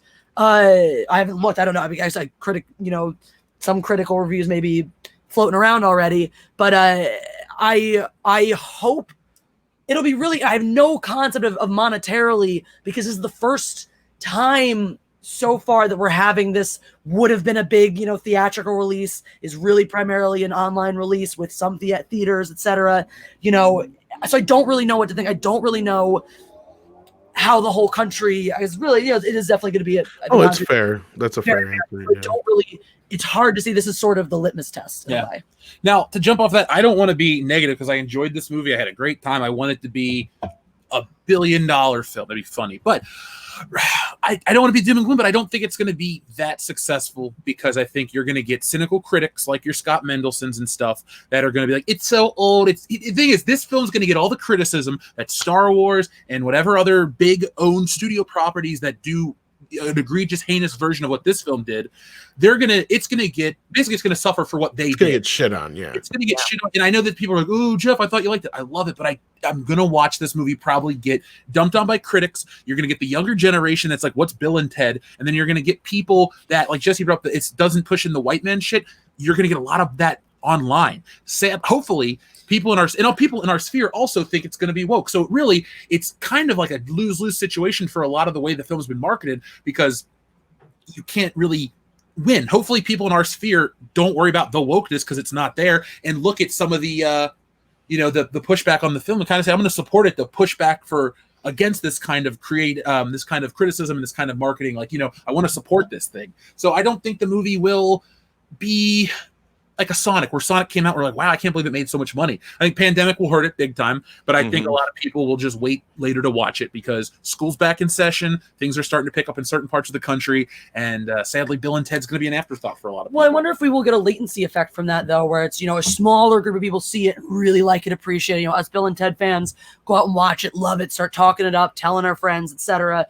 And, and maybe what you see is that a trickle effect is, so it doesn't have this huge release. It doesn't, make any splash on the box office, but it over the next few months, as people are slowly seeing it, catching it. Oh, when nothing else to watch, I guess I'll go check out Bill and Ted 3. Oh, what's this Bill and Ted 3? I've never seen the first two. Let me go watch the first two and then check this one out. You may have a bit of a latent snowball effect. Or, it could be a huge deal. It could be a huge splash simply because I'd love it to be. Simply because there's just nothing else. Well, I think if you look at the way, because we all follow the headlines and shit, everyone keeps going on about Tenet. I don't give a shit about that movie. I don't think it's whatever. The reviews are whatever now. I don't think that's going to be the movie that saves everything, but I think most people are hung up on the Christopher Nolan thing. If this was, let's say everything was the same and Tenet had already either come out or was coming out next year, I think more people would put focus on this, because Disney showed their cards with the greed of Mulan. They're like $20, $30 to rent a movie that I already pay for a service. That's kind of heinous. And then you get to the next, this one, and I think more people would look at it as it's, they have more goodwill towards it, but everyone's so focused on what the media is hyping up with this Christopher Nolan movie that's essentially whatever, and I think this one will suffer. That's a good point. It's a possibility. I want to go with Andre last, sorry, because I think you'll have probably the most financial look at this with your background. But Mecca, real quick, how do you think this will do? Or did you have to say something real quick? No, I don't think it's. I don't. It's really, really hard to predict. But I think that it'll gain people as they hear the positive reviews, and I think that a lot of people are savvy enough to know which reviewers to look for, and which people on YouTube do you respect the opinion of, who's going to bullshit you, who's not, who's going to blow smoke and who's going to slam it just because it's not a Studio Disney piece, or because it's it's not like this, it's not a groundbreaking new original idea. We've seen a lot of this stuff in other things. There's some retread, but at the same time, that's what I signed up for. I signed up for a Bill and Ted movie. I didn't sign up for, some cinematic artsy fartsy, a subversion of expectations. So Right. That's exactly right. Put Bill and Ted on the label, and I want Bill and Ted. So there you go. That's a great point, Andre. Financially, I think it's going to do amazingly on streaming. At least I hope so. I don't know exactly which platform it's going to be made available on streaming, but wherever all it of is, them, as far as we know. Probably. It's just like here, anyway. Yeah, but I think and hope it's going to do bangbusters there. Theatrically, I think it's mostly only in the US, isn't it? Yeah, there's and some I parts don't of the know- country that aren't getting it until like September 1st, and some others staggered. But yeah, Yeah, a buddy of mine from Yeah. Germany says there's like no plans to release it there yet. Yeah, that's what I'm thinking, because basically, Bill and Ted is a very American thing. You go to Europe, no one outside of like movie geeks like ourselves haven't even heard about Bill and Ted. So I think, And it is that a 31-year-old franchise. I Yeah, mean, that too. and its comedy doesn't necessarily transcend the decades, unless you Yeah. some comedy is timeless, obviously, like Some Like It Hot or something, but this is unto its time. I think it also helps for those that have like a romantic view of California, like the Californication of it all, which I kind of do. But Let me but let anyway. me dissuade you from that right now. I've been in LA. Thank you very much. So, it was funny when I was there with my wife, and she was like very like expecting glitz and glamour and everything. And we drove around in an Uber to find like a restaurant, and we drove around all of LA and saw the whole thing. Like it was like almost I don't know, amusing to basically like look in the face and seeing the illusions shatter. It's very interesting. I mean, the reality of Hollywood is a lot of mini malls and office buildings and small rooms where you hunker down and edit things. I mean, the glitz and the glamour only happens when we crawl out of our holes that we work in it for months and months and months at a time. Yeah. So.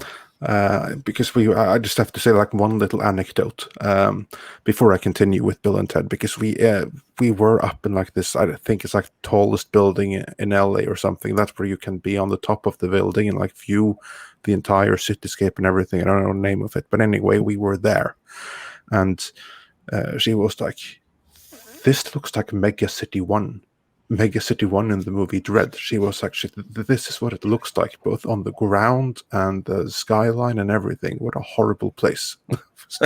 Like well, I'm kind of more. But anyway, yeah. So, but moving on with expectations. I think it's gonna. I'm not on the ground in the States. I have no idea when people are gonna go back to theaters there. I see that like all the craziness of 2020, none have it more crazy than you guys. I mean, here it's relatively normal. Like we're back in fully operational. Like schools are open, kindergartens are open, everyone is back at work, practicing social distancing, but it's all basically normal. Not a mask, and we're all good. Like deaths are still, like, of course it's a much smaller population, but like we're still under 300 deaths in the entire country of Norway. So basically it's like normal, it's like before. And then I see like the news of how gaslit you are by your media that looks driving you insane. And I'm like thinking, like our media is crap, but thank God it's not that utter garbage.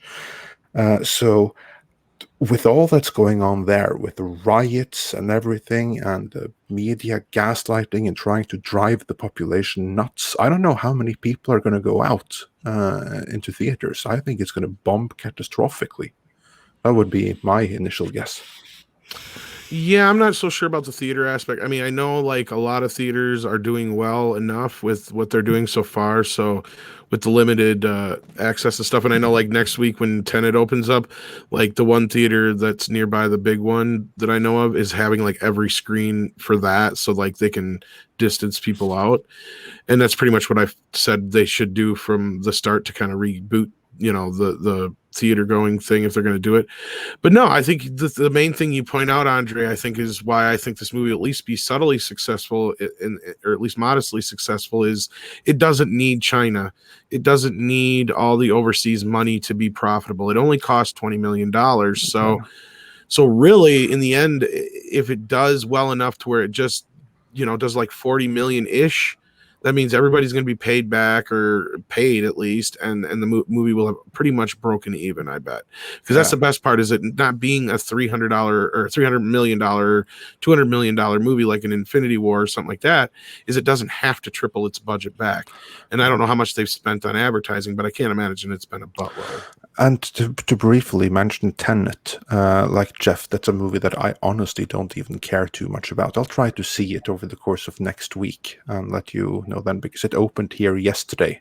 I haven't made a Yeah, I'm surprised you priority didn't of go to see it just to do a review for the channel, because a lot of Yeah, other people have. Well, I didn't have the opportunity. I was honestly busy writing videos for Midnight's Edge. I hear you. Took me forever to do So, my review, which hopefully you yeah. guys have checked out before this, and check out our other video as well. Was there anything else, Andre, you wanted to touch on before we wrap this review up? I think we've gotten just about everything in otherwise. Yeah, no, I just want to say thank you to for everyone for showing up. It's been an absolute delight hearing your views on a franchise that I was aware of, but that didn't have the same cultural footprint where I'm from as it did in the States. It's been a delight to have this discussion with you all. And also, thanks to everyone watching for joining us. Andre, how do you say "be excellent" to each other in Norwegian? Vær utmerket. Value mark. Okay, you're gonna have to say that again, because Jeff, I hear you on this DM you sent me. I was gonna give you the last word actually, so just keep that in mind. But how do you say that again, Andre? You can put it in several ways, but the best would utmerket. It sounds like something maggot. That's all I know. Check out Mecha Random, of course. Check out Robert Meyer Burnett. Check out the Burnett Work. That's the name of his YouTube channel. Check out Mindless Entertainment. And of course, if you haven't checked out World Class Bullshitters, then what's wrong with you? Same thing with everybody else here, of course, because we cannot praise them enough. And I want to thank everybody for their time here today. But I got to give the final word to Jeff, because as always, he ends every podcast with what? Be excellent.